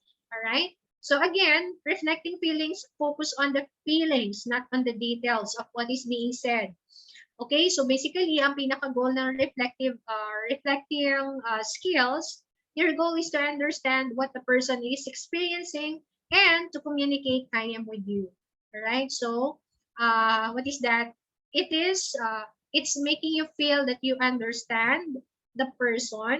Ayan, so okay, so let's try this one, no? Kung gaano ba tayo ka-aware sa mga emotions. Yan, so how familiar tayo when it comes to emotions using our reflecting skills. So let's try to do some reflecting activity skills. So very simple lang to. All you have to do is to let me know what kind of emotion probably, all right, meron yung ating, for example, our counselee.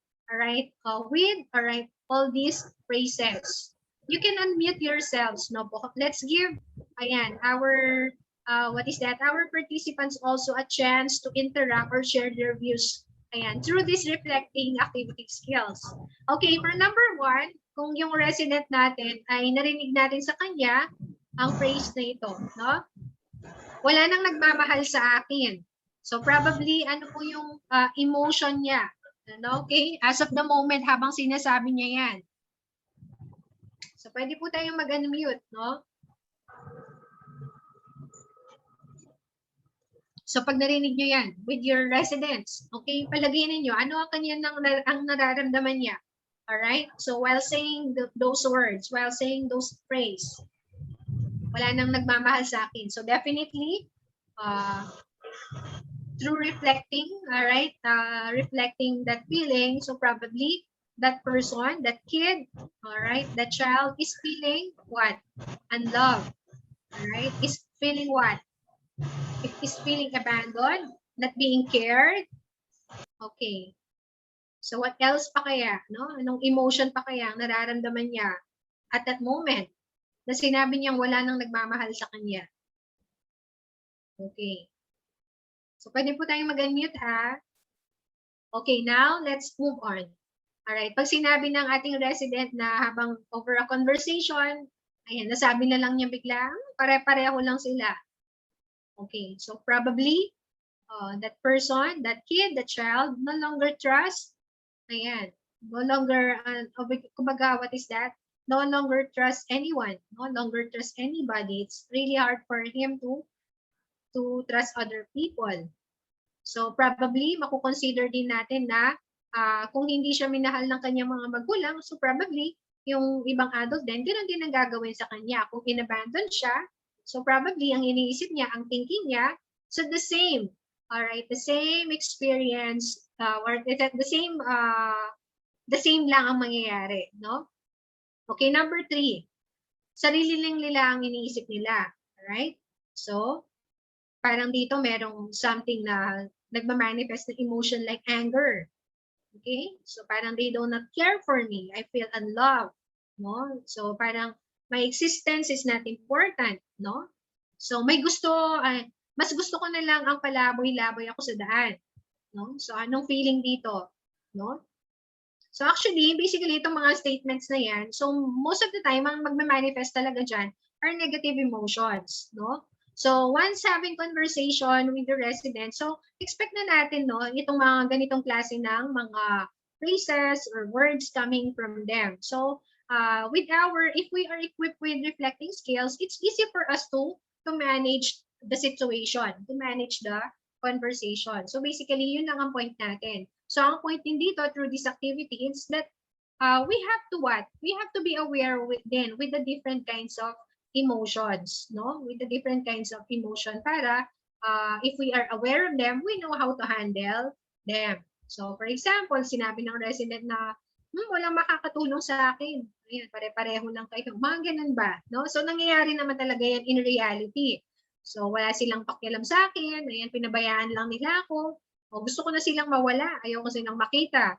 Or the worst, ayan, pwede niyang sabihin is that pagod na pagod na ako sa mga problema. So it feels like the person, all right, the child or the resident is already reached the point that he or she is already giving up. So anong magiging diskarte mo, no? If you heard this kind of words, ayan, from a child. So therefore, you have to act out, no? So kailangan natin maging responsive and alert. Okay. So restating and paraphrasing is also important when it comes to counseling, no? So paraphrasing means the helper uses different words to restate in a non-judgmental way. So validating of feelings then, or emotions. So through paraphrasing and rephrasing, we are able to spotlight an issue. So ano ba talagang gusto niyang puntuhin, no? Ano ba talaga ang kanyang concern? Ano ba yung pressing concern niya as of the moment, no? Bakit siya nagagalit ng sobra? Mga tipong ganon. Bakit talagang sobrang feeling down and hopeless na siya? So again, paraphrasing and restating also allows the client to correct any misunderstanding on the part of the helper. So again, all right, so if you are having, all right, a counseling session with your client, it's really important for the helper. Kung ba talagang, nasa same wavelength ba sila? Nagmimik ba ang kanilang thoughts, no? So it's really important, no? Before we can, all right, come up with an intervention, or before we can implement, of course, a particular intervention. So these are also example of paraphrasing activity. All right. So let's say, for example, no, a client or a counseling, no, galit na galit ako sa kanya dahil sa ginawa niya sa akin. Sana mawala na siya. How would you respond, no? So as an helper, a counselor, pwedeng ganito ang maging respond natin. So, ulitin natin, alright, based on the context ng kanyang, inihayag or ng kanyang sinabi. So, it could be, sa iyong reaction, so, or base sa iyong sinabi, no? Base sa iyong reaction, at nakikita ko sa iyong reaction ngayon, mukhang sobra-sobra ang iyong nararamdamang galit sa iyong ama. Okay. So, parang, and then babalik yan kay client. So, si client or si counselee, pwede niyang maging response, opo, tama po kayo, ganun nga po. Right? So again, it's validating their feelings. Kung tama ba ang iyong interpretation dun sa kanyang sinabi. Pangalawa, no? So second situation, ayaw ko nang bumalik sa amin, wala naman silang pakialam sa akin. So ano yung pwede maging response ni helper or ni counselor? Okay, so base sa iyong sinabi, so hindi mo ba, hindi mo ba nararamdaman ang pagmamahal ng iyong magulang? O, yun ba ang iyong ibig sabihin? Yun ba ang ibig mong sabihin? Alright, so again, we need to validate that one by waiting, of course, dun sa response ni client. So again, magbe-base lang tayo dun sa context ng kanyang unang inihayag. Alright, so next one, third situation. O, para sa akin, wala silang kwenta. Anong klaseng magulang sila? So, anong pwedeng maging response ni helper? So, hindi natin sasabihin, alam mo, tama ka. Ewan ko nga ba, may mga ganyang magulang, no? So, wag natin gagatungan. So, bawal mo yun, no? So, imbis na natutulungan natin na maibsan yung kanyang burden, so, the more na nag-persist kasi, kumbaga, what is that? Tayo ay gumagatong. So, akala natin tayo ay nakakatulong. So, definitely, hindi naman pala, no? So ayon sa iyong sinabi, no? Ayon sa iyong reaksyon, nangangahulugan ba na ikaw ay namumuhi sa iyong mga magulang? Yun ba ang gusto mong sabihin? So validate natin agad, ibato natin ulit yun kay client and wait for his or her response. So that's how restating and paraphrasing skills works. So ganun siya dapat, no? Napaka-importante niyan. Okay? So next naman, ayan, I'd like to share with you guys, no po, itong, ayan, ako, listening. Ako when it comes to listening, are you really listening, no? So when you do this, ayan, so when you do this, dito sa part mo na ito, that means you are not listening, right? You are not really listening. So you are not listening to me when you do not care about me, no? You say you understand before you know me so well. So meaning to say, you do all the talking. You do not allow, ayan, the resident, the counselee, na to finish muna yung kanyang mga statement. So, sinashut na natin siya. So, you are not listening to me if you have answers for my problem. So, meaning to say, we give now, what is that? Unsolicited advice. This is what you should do, no? Ito ang tamang gawin. Oh, you know, I've been there. So, kailangan ganito. Naging effective sa akin, so maging effective din sa yan. No. No? Sabi nga natin, it doesn't work that way. So you cut me off before I finish speaking. Okay, so you know what? You have to stop that kind of thinking. You have to stop feeling that way. So, I mean, hindi natin sila binibigyan ng pagkakataon or opportunity to, ayan, to express their emotions. Yan. You finish my sentence for me. You do all the talking. You find me boring and don't tell me. Yan. So, meaning to say, wala talaga yung iyong attention sa kanya, no? So, meaning to say, can we just have this conversation or let's end this one, you know, ang madali lang gawin para dyan. Yung mga tipong ganun ba, hindi natin pinapatapos. So, para naman tayo ay nagmamadali, no? Okay, and then, what else? You are dying to tell me something. Okay, so ibig sabihin, it's all about you. Gusto mong pag-usapan ikaw when you are in the same situation, you experience the same, what is that? You experience the same. So, ibig sabihin, ikaw ang hina-highlight mo yung sa'yo, no? Hina-highlight mo yung experience mo, hina-highlight mo yung opinions, your ideas, and thoughts mo. Okay? You tell me about your experience, making mine seem important.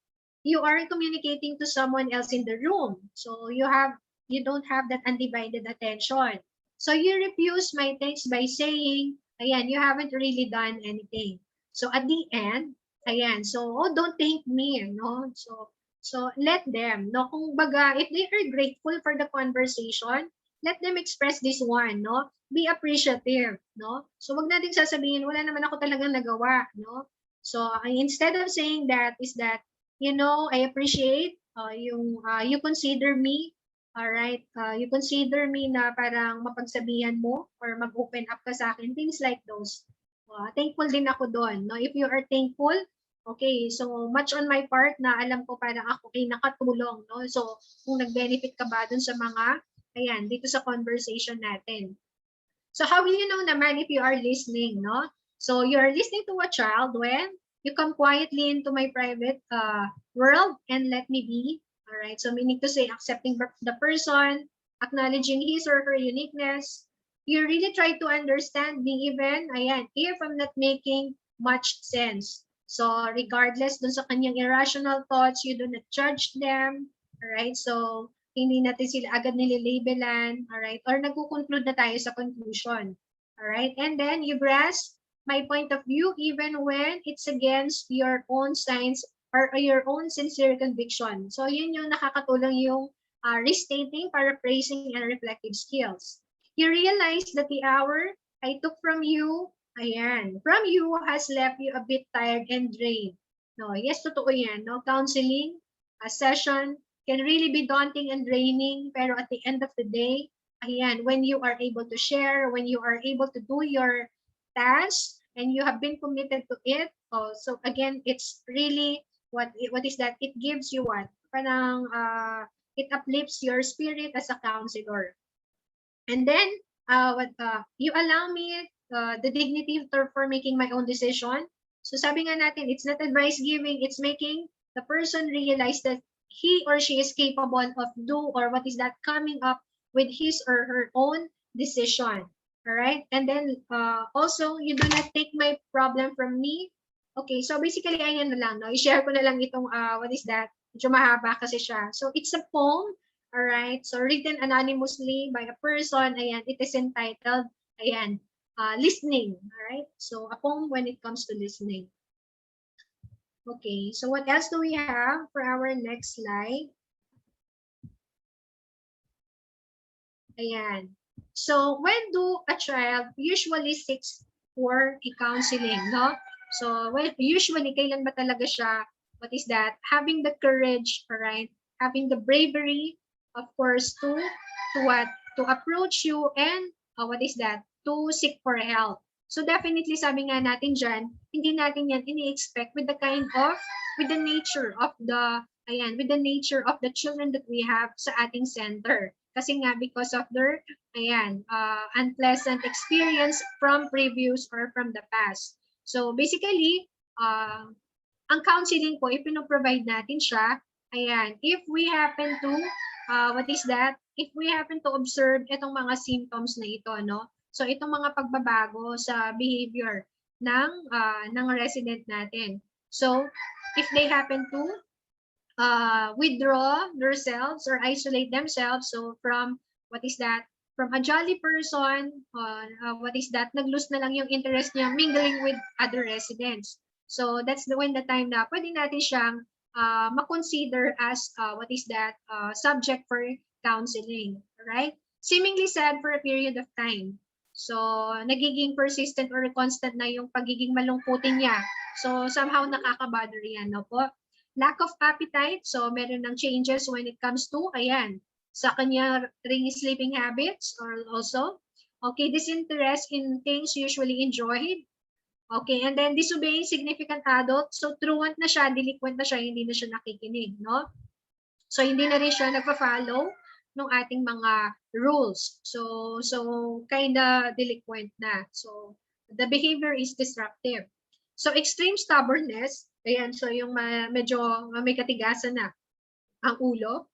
Nagma-manifest na rin yung violent or aggressive behavior.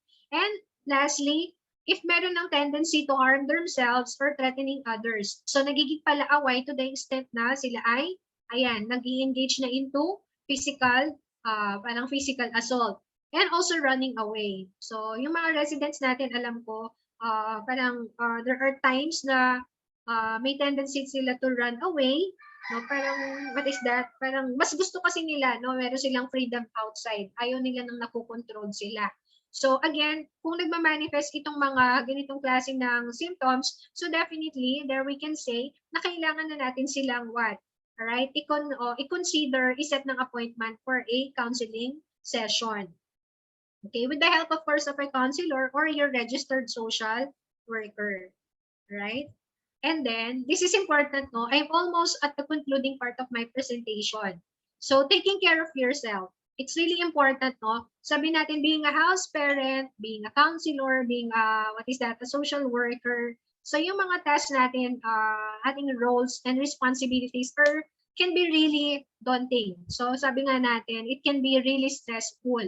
So, it's really important to take care of yourself, no? So there will be times that we will feel like parang our battery is really empty. So we are emotionally, physically, mentally drained. All right? So therefore, kailangan nating ma-replenish, no, what was lost, the energy, no? So kumbaga parang pagod na pagod tayo, no? So again, taking care from maltreated children can be exhausting and also demoralizing. So adults cannot provide the consistent, predictable, and enriching nurturing care these children need if they are depleted. No? So sabi nga natin, no, as the saying goes, we cannot give what we do not have. We cannot pour from an empty cup. So therefore, kailangan din natin i-replenish yung ating energy. I-replenish din natin, of course, yung ating sarili. No? Kasi maraming nawawala sa atin. Why? Because the time we are helping, right, the time we committed ourselves to help, alright, these children, so basically binibigay natin yung ating best effort. And also, hindi natin napapansin na compromise din yung ating sariling well-being, no? I, for example, as a counselor, no, kapag maraming cases na na-turn over or na-refer sa'yo, okay, at the end of the day, parang you feel like, parang, what is that, you are fully drained, no? So parang you do not have the energy for you to continue. You do not have, you no longer have the energy for you to go on. So depende pa yan, no, kung gaano yung gravity ng case, no? So again, ayan, you have to take care of your own well-being as well. Okay? So respite care can be crucial for parents who should also rely, ayan, on family, on their friends, and the community resources. So kumbaga itong ating mga residents, nangangailangan sila ng help, alright, assistance from the house parent, the social workers, personnel sa ating shelter or resident, ganun din tayo, no? We cannot do it alone. So there will be times talaga na we might feel parang nandun na tayo sa pinaka-edge because of the stress, of too much anxiety, or also parang pag naging worse ang situation, we happen to feel depressed, or there is already depression. That's the time na kailangan na natin what? Alright? So kailangan na natin mag-seek ng professional help as well. Okay, so sabi nga natin, you cannot pour from an empty cup because if you are already empty, ano pa yung mai-share mo, no? Ano pa yung maibibigay mo? So, kung naibigay mo na ang lahat, no? Parang ang dramatic, no? Pero this is really happening in reality. So, you became a house parent because you enjoy caring for others. That's really true. So, your commitment is really unquestionable, no? Your passion in helping other people na hindi ninyo naman kamag-anak, like children, ayan, who are abandoned. So, kumbaga, all right, so your passion for you, because you enjoy what you enjoy what you are doing, you love what you are doing. So, parang yun ang calling natin. Okay, because you have gifts that allows you to do things that are important to others. So, it's really a gift, it's a calling, no? So, you have been chosen, kumbaga, no? So, it is the passion that makes you great professionals, no? The same passion that you can also lead to burnout. Okay, so sabi nga natin, parang hindi natin na-realize na naku-compromise din yung ating own well-being. So, from my experience as a counselor, no, I also tend to experience yung, what is that? I also tend to experience yung too much anxiety and also depression. So, what works for me, did you know what works for me? Is this what? Is this meaningful conversation I used to have with my colleagues, no? I used to have with my friends, my trusted friends. So it's really important for us, no, house parents, that you have to know your inner circle. Know who are you surrounded with, okay? So kailangan itong mga taong na nakapalibot sa iyo, so yung mga constant, you have a constant communication with, sila yung magli-lift up sa iyo, no? So sila yung nagre-rebuild sa iyo. Whenever you lose confidence on yourself, sila yung mag-motivate sa iyo, you're doing well. Just keep it up, no? You just have to continue going. You have to keep moving, keep going, all right? So you'll do better. Things like those. So again, all right, the reason why I'm sharing all this to you because this works for me. So sabi nga natin, although unique tayo in so many ways, but then again, all right, so whatever it is that I was able to impart to you this afternoon, they are very suggestive in nature. It's really up to you whether you will apply them, all right, or if you will consider them. It's really up to you. My purpose now is for me to share the gifts that I have, no? So, and my purpose this afternoon is also, what is that? To share, of course, yung information which works for me, will never know, no? Na magiging effective din pala siya para sa atin. Okay? So again, doing your roles, your responsibilities can lead to burnout. It's really important to you. You also take care of yourself. taking care of yourself doesn't mean naman that you are being selfish. Kasi kailangan mo rin yan. Tao lang naman din tayo, no? So, eto na yung mga, okay. So, signs of stress that a caregiver, a helper, a housekeeper can possibly, can possibly adopt, no? So, feeling overwhelmed, and constantly being worried, because of too much thinking, alright? So, dahil nga ang dami-dami nating problema right now, no? So, sumasabay pa yung ating mga responsibilities. Being a house parent, being a parent to our own children, yung concern natin sa family natin, sa work natin. So again, the anxiety gets in the roof. Feeling tired often. Okay, so doing the chores. Tapos, all the responsibilities, not getting enough sleep or rest, becoming easily irritated or angry. Okay, so ayan ito. Alright, so becoming easily irritated or angry. Alright, the reason why some of our residents, no? So ano lang natin siya, no? Kung mag-look back lang tayo do sa mga nangyayari dito sa ating shelter. So sometimes when we are irritated or angry, nagma-manifest talaga yan sa reaction ng face natin, sa behavior natin, no? So sometimes we tend to yell, alright? So we're not in the mood, there is mood swing, ika nga, no? So pag nakikita ng resident natin yan sa atin, so definitely, ito yung isang reason din, no? Bakit sila nagre-resist na maging attached sa atin? It's because of our reactions. Okay, so you also lose interest in the activities you used to enjoy. Ayan, feeling sad, persistent sadness, loneliness. Okay, and also having frequent headaches, ito na, yung mga physiological impact ng stress. But sabi nga natin, stress is really normal, no? It's parang normal part of our lives. It's so natural for us to feel stressed. I agree with that, no? Kasi there are meron tayong types ng stress. We have the good stress and the bad stress. Pag sinabi natin good stress, actually, itong stress na to, it motivates you. It is your driver. Alright? So, for example, a deadline. No? So, you have to meet a deadline. So, ang gagawin mo niyan, alright, so parang you are challenging yourself, alright, to meet the deadline. Pero that deadline is a form of stress. But then again, it is considered to be a good stress. Kasi driver mo siya for you to accomplish or to hit the deadline. And once you hit the deadline, it's an accomplishment. So therefore, na-relieve ka na from that feeling, from that situation. Okay? So that makes it a good stress. Alright? So again, stress isn't all that bad. So consider natin siya as positive din.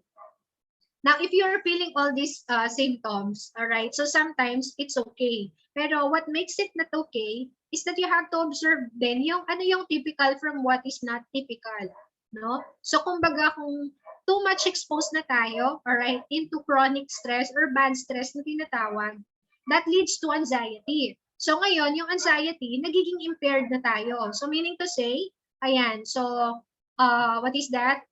Meron na siyang impact sa, in accomplishing the task, in doing our roles. So, hindi na tayo ganun ka-effective. Kapag nandun na tayo sa anxiety level.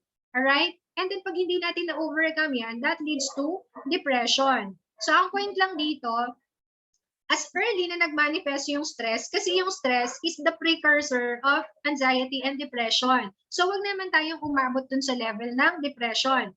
Kasi pag hindi natin na-treat or na-address yung concern natin with stress and anxiety, so magkakaroon na tayo ng inability to cope up. May hirapan na tayo dun sa depression. Okay? So, ayun lang. Parang na-explain ko lang para mas ma-further understand natin yung three terminologies, how do they differ from one another. Okay, now I'm almost at the concluding part. So, ayan. Why is it important taking care of your own well-being? Taking time for yourself and your own needs, that is really important. As a helper or a caregiver, you have to pay attention also to your physical and emotional health. And when you do that, ayan, you are better to handle the challenges of supporting someone, ayan, with mental illness. Okay, so when you do that, alright, so kung di natin nakukompromise yung ating holistic well-being, the more that we are able to be, ayan, the more that we are productive, the more that we are effective, no? The more that we can share a lot to other people, all right? Focus on what you are able to provide. don't force yourself, no? Parang sabi natin, do not embrace the responsibilities na hindi naman natin kayang gampanan. Alright? So, meaning to say, ayan, focus on what you can provide, do not squeeze too much yourself, no? Kasi meron yung great impact sa atin. And at times, ayan, you should not feel guilty, alright? With, of course, ayan, we should not feel guilty dun sa mga, kung ano yung lacking sa atin. Kumbaga, hindi rin tama na kinu-question natin yung sarili natin na, ano ba yung hindi ko nagawa? Parang, binigay ko naman din yung best ko. I really did try. Why is it like that, no? So, hindi natin kailangan ma-feel guilty when we know for ourselves that we did our best. So again, we are not perfect caregiver, we are not perfect social workers, counselors. Again, when we did our best, when we exerted already our effort, all right, so kailangan din i-recognize or acknowledge na natin yon. It's already an accomplishment for us, no? Believe that you are doing your best and you can, and making the best decision you can at any given time. So focus on what you did well. So hindi naman ito siguro reward ng material things, no, sa mga accomplishments natin, but ayan, so parang kumbaga I was able to share, I was able to do my duties right, na wala akong nasaktan, right? So I think I'm doing good. So recognize din natin yung efforts natin. So give your time, ayan, give yourself time to relax, meditate, and strengthen your spiritual well-being. This is really important. Kailangan natin to. With too much uncertainties that is happening around us right now, right? Diba sabi natin parang merong isang supreme being who can provide all the answers or who knows all the answers. Much of what is happening right now in our society, in our environment, particularly the situation that we have brought by the COVID-19 pandemic, is really beyond our control. So this one works for me. Ayan, so strengthening my spiritual, strengthening my spiritual relationship with our Supreme Being, okay, helps me to become a more resilient person, no? So it helps me to become a better person. And through this, ayan, through praying, meditating, right, sincere connection with the Supreme Well-Being, I was able to deliver. I could say that I am able to deliver, of course, the service, all right, the people, all right, who needs my service, no? So kumbaga nagagampanan ko yung aking tungkulin very well because of this one. Kasi sa kanya rin ako nang hihingi ng strength, ng wisdom, all right? With the prayer, no? I always I have with me that prayer na, Lord, grant me the serenity to accept the things that I can change. All right? If you are familiar with that one, so nagiging motivation ko yon, especially right now in our situation. All right? Again, don't forget to pause and nourish yourself. That's not being selfish because you need that one as well. And seek help whenever it is necessary. So, meaning to say, kung yung support system natin medyo naging weak na, right? So, hindi lang, kumbaga, hindi lang friend ang kailangan natin dito. But again, kailangan na natin ng professional help, ng isang mental health professional, and consider natin because what is that? When you seek help, it is a sign of strength. It's not a sign of weakness. All right? So it's bravery. It's being courageous. Okay? And for the last one, I'm almost done. Okay, so for key takeaways, again, I'm leaving you with these quotes. All right, so the first one, it says, the most useful asset of a person is not a head that is full of knowledge, regardless kung gaano tayo katalino. Ayan, pero, all right, so when somebody is needing of our service, all right, our heart, we should be reminded that our heart is full of love, no? So our intention to help is sincere, it's genuine, and we have to see to it that we have an open ears that is willing to listen, and an hands, of course, who is willing to extend help. Okay, and then the second one goes, there is no better joy than helping people around you to, around you go to the levels higher than they thought they could, no? So kumbaga, if a person is losing his confidence or her confidence sa kanyang sarili, so you'll never know ano yung impact na pwede mong magawa. Alright? Na hindi na rin natin ina-expect na ma-reach pala niya yung ganong point. Alright? So, I mean, makaka-recover pala siya, makakapag-heal pala siya. Alright, so, I mean, in the future, nasa better condition or situation na pala siya. And for the last one, every child deserves a champion. And that is an adult who will never give up on them, who understand the power of connection and insist that they become the best that they can possibly be. So an adult who is motivating, adult who is affectionate, passionate, and of course, an adult who is not selfish. All right, what is that? Being an adult who is not self-centered, no po? All right, who's very much willing to help. So basically, lahat ng quotes po na yan, all right, ang ating mga house parents po, social workers, ayan, personnel from our shelter or our center, sa inyo po nagmamanifest all these attributes, all these qualities. So it's really, I could say, that's you are really a hero, no, sa ating mga residents po. So you are doing a great job. So sana po you have to, what is that? You have to keep the fire burning. All right? So yung ating intention to help. So sana po hindi po yan nagdi-deplete, no?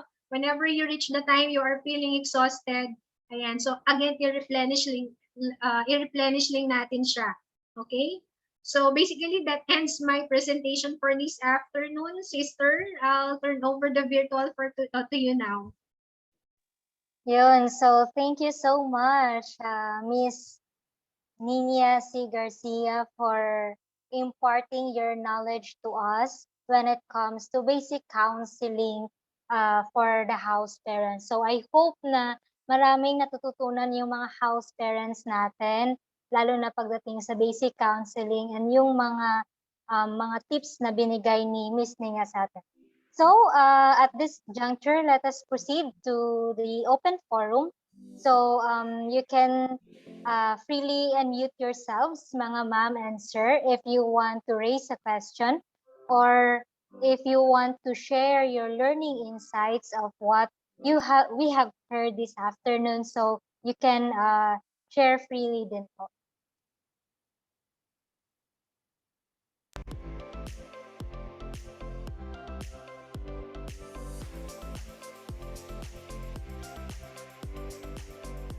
Okay, may gusto bang mag-share sa atin? Anyone from the house parents na andito? We have 60 participants. So, do you want to share something from your learning insights or experiences? Or you want some clarification kung meron man kayong question regarding sa content ng talk natin?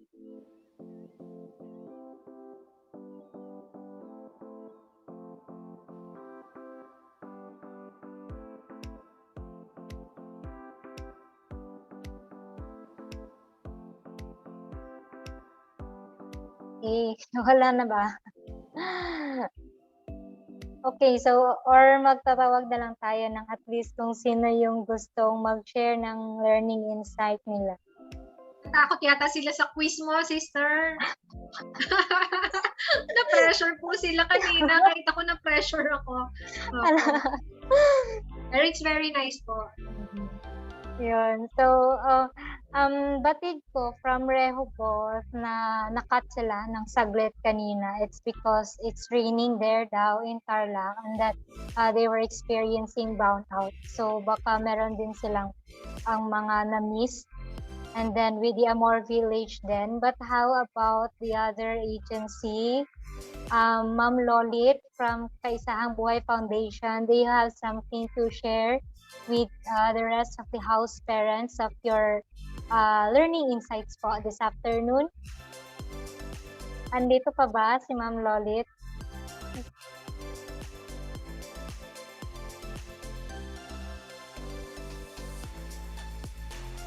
Okay, wala. Not responding. Okay, well, how about Ma'am Abby Gail Parazo? Can we hear something from you, ma'am? Anything you want to share with the group po with regards to the talk? Pwede nyo lang pong i-unmute yung microphones nyo.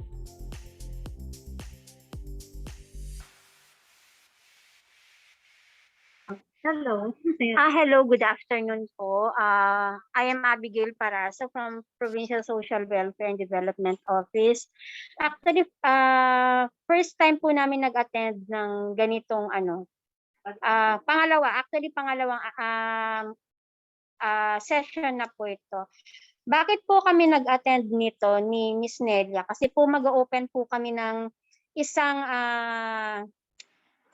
facility na under the provincial government of Tarlac, nasa tingin po namin magbe-benefit po kami kasi alam naman po ninyo wala po kaming mga experiences pa with regards to the yung pag-run ng isang institution. Kaya po malaking tulong po sa amin na nakapag-attend po kami ng ganito. Sana po marami pa pong mga ganitong mga klaseng seminars na ikakandak ng Rehob sa mga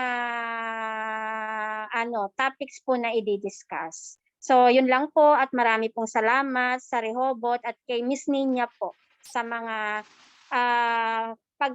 pag-share niya po sa amin ngayong araw na to.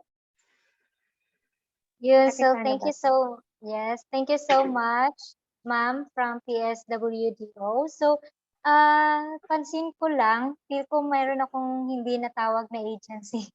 Nakita ko kasi Hebron Children's Home Incorporated. So, welcome po and pasensya hindi po namin kayo na-recognize kanina. Pero we acknowledge your presence. Yes. Pati yung yung Hymas Home. Ayan. So meron din tayong participant from Hymas Home. Ayun. So sa lahat ng mga hindi namin na roll call kanina, we acknowledge your presence. So yun. If wala nang katanungan and any learning insights and I'm pretty sure that all our house parents have learned a lot this afternoon po talaga, ma'am.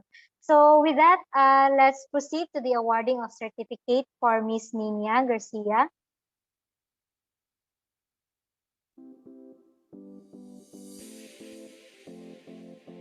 Okay, so please allow me to read the following content. Rehoboth Children's Home Incorporated awards the Certificate of Appreciation to Ms. Nina C. Garcia for sharing her valuable time and expertise as a resource speaker during the webinar training entitled Capacity Building Basic Counseling Skills for House Parents, given this 30th day of September 2021, held via Zoom conference. Signed by Mr. Sherwin Lozano, our social worker in charge, and Ms. Amelia L. Toquero, the Executive Director of Rehoboth Children's Home Incorporated. So yun, thank you po talaga Ms. Garcia for being with us this afternoon and for sharing sa lahat ng mga content ng inyong talk this afternoon. Kahit po ako, I have learned something kahit I'm not a house parent, pero I think as a social work intern, it is also substantial and helpful sa part namin in dealing with our clients. So now that our program is nearing to an end, we will now call on the presence of Mr. Sherwin Lozano for his closing remarks. Ayan, so muli, good afternoon po, isang mga batang hapon po sa inyong lahat. Alam po natin na napakadami nating mga learnings ngayong afternoon na ito at yun nga, ang daming mga situation like yung power interruption, pero naging okay naman din po, no? At yun, yung time po natin, ang dami na gusto pa nating i-share pero yun nga because of limitation din at baka masyado na rin kayo, no, na ma-overload sa mga information. But then again, no, we'd like to extend po yung ating pong gratitude especially to our resource person, si Ma'am Nina, at talagang naglaan ng oras at panahon, no, para po mahibahagi yung kanyang mga learnings and experiences on how to yung basic skills in counseling, no. So, ganun din po sa lahat po na ating mga participants. Thank you so much and we hope po na magkita-kita po tayo sa mga susunod na panahon. At kung meron po kayong mga nais na gusto pa na topics na gustong i-discuss or gusto po ninyong malaman, feel free po, no, sa evaluation na pa-include din po, no, para sa mga susunod po na ating pong mga topics na po pwede po nating i-discuss ay ma-consider din po natin at we try our best, no, to find a resource person po, no, para po sa mga ganito po. At yun po, sabi po ni Miss Nina ay may share po natin ulit, no, yung ating pong mga materials at sa lahat din po ng mga ah, hindi po na-catch yung buong session po natin, since ito po ay recorded, ay i-send din po natin sa inyo para at least yung pong mga ibang house parent po natin ay makaka-attend pa din. Okay? So yun po, sana po sa lahat po ng ating pong mga house parent, I know na yung ating pong yung inyo pong mga trabaho hindi po madali yan. Kaya saludo po kami sa lahat po ng house parent. So you are part of team player rehabilitation team na tinatawag po natin. No?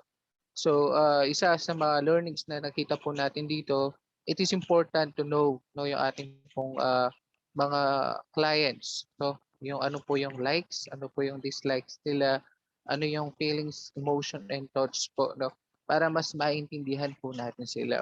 And sa counseling, we can do it informal, no? Po pwede rin po natin in a way na habang meron po silang ginagawa, form of bonding, di po ba? Sabi nga po natin, hindi lang naman yung basic need ang pwede nating i-provide sa kanila. But of course, yung love, yung care, yung trust, and yung pinaka-importante, yung protection na pwede po nating maibigay sa kanila.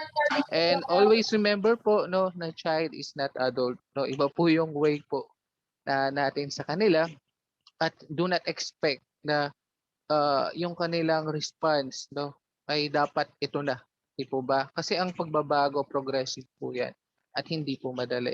Kaya sana keep po yung ating relationship na good, no?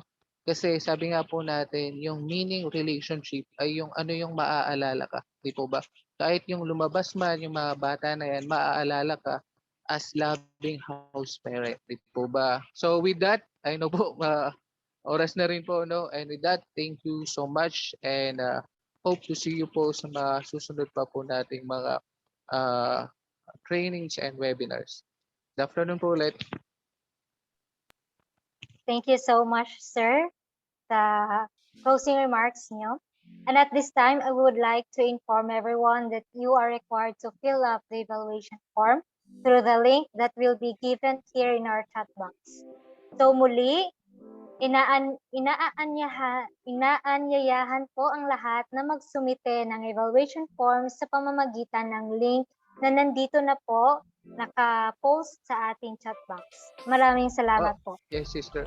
Sister, once again, yan, no, nakalimutan kong acknowledge yung ating pong mga social work interns from Central Escolar University. No. Thank you so much, no, sa series po na ginawa po namin. Ay sila po yung nag-organize at sila po ang ayan, nag-facilitate, no. So good job sa ating pong mga social work interns. Ayan. So keep up the good work. Thank you. Salamat po, sir, sa opportunity. So yun, at this time, tawagin na natin ang aking kasamahan na si Miss Leila M. Mercado para sa ating closing prayer. To be followed by the photo opportunity.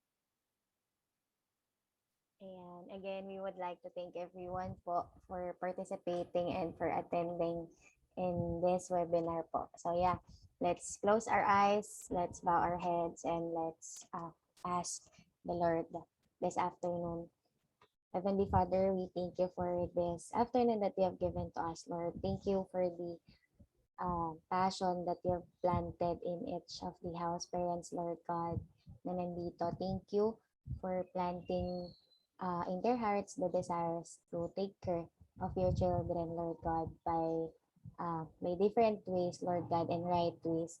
Continue, Lord God, to pour out the right motives, the right heart in dealing with children, in counseling children, Lord, and in taking care of children, Lord. And nawa, yung mga natutunan namin this afternoon is, and nila, Lord God, is baunin namin, Lord God, throughout their journey of being a house parent and making an impact, Lord, sa buhay ng bawat bata na nasa kanya-kanyang shelter, Lord. We thank you for this afternoon. Bless Miss Nina in the works of her hands, and of course, yung mga different agencies na nandito, Lord. Continue to be the foundation of each agencies, each shelter, each house parents, Lord God, na nandito.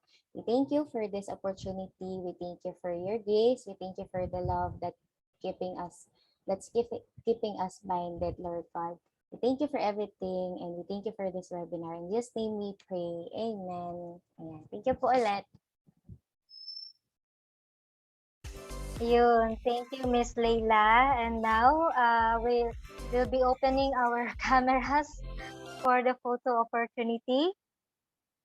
So, Miss Rovi and Alab, kindly facilitate the picture taking. Okay po. In count of 3 po, smile po tayo. So, 1, 2, 3, smile. Another pa po. 1, 2, 3, smile. And last na po. 1, 2, 3, smile. Okay na po. Salamat po. Yun. Thank you so much, Miss Alab. And to everyone, sa pagdalo sa hapon na ito, I sincerely thank all of you for finishing this 2-day webinar. I hope what you have learned will create an avenue for us or for you to be an effective and authentic house parents to the children in your respective institutions. Once again, I am Sister Minerva Humawi, the social work intern from Rehoboth, officially signing off. Thank you so much po. Wala po na nagipag-participate. Thank you. Salamat po, marami. Salamat. So much po.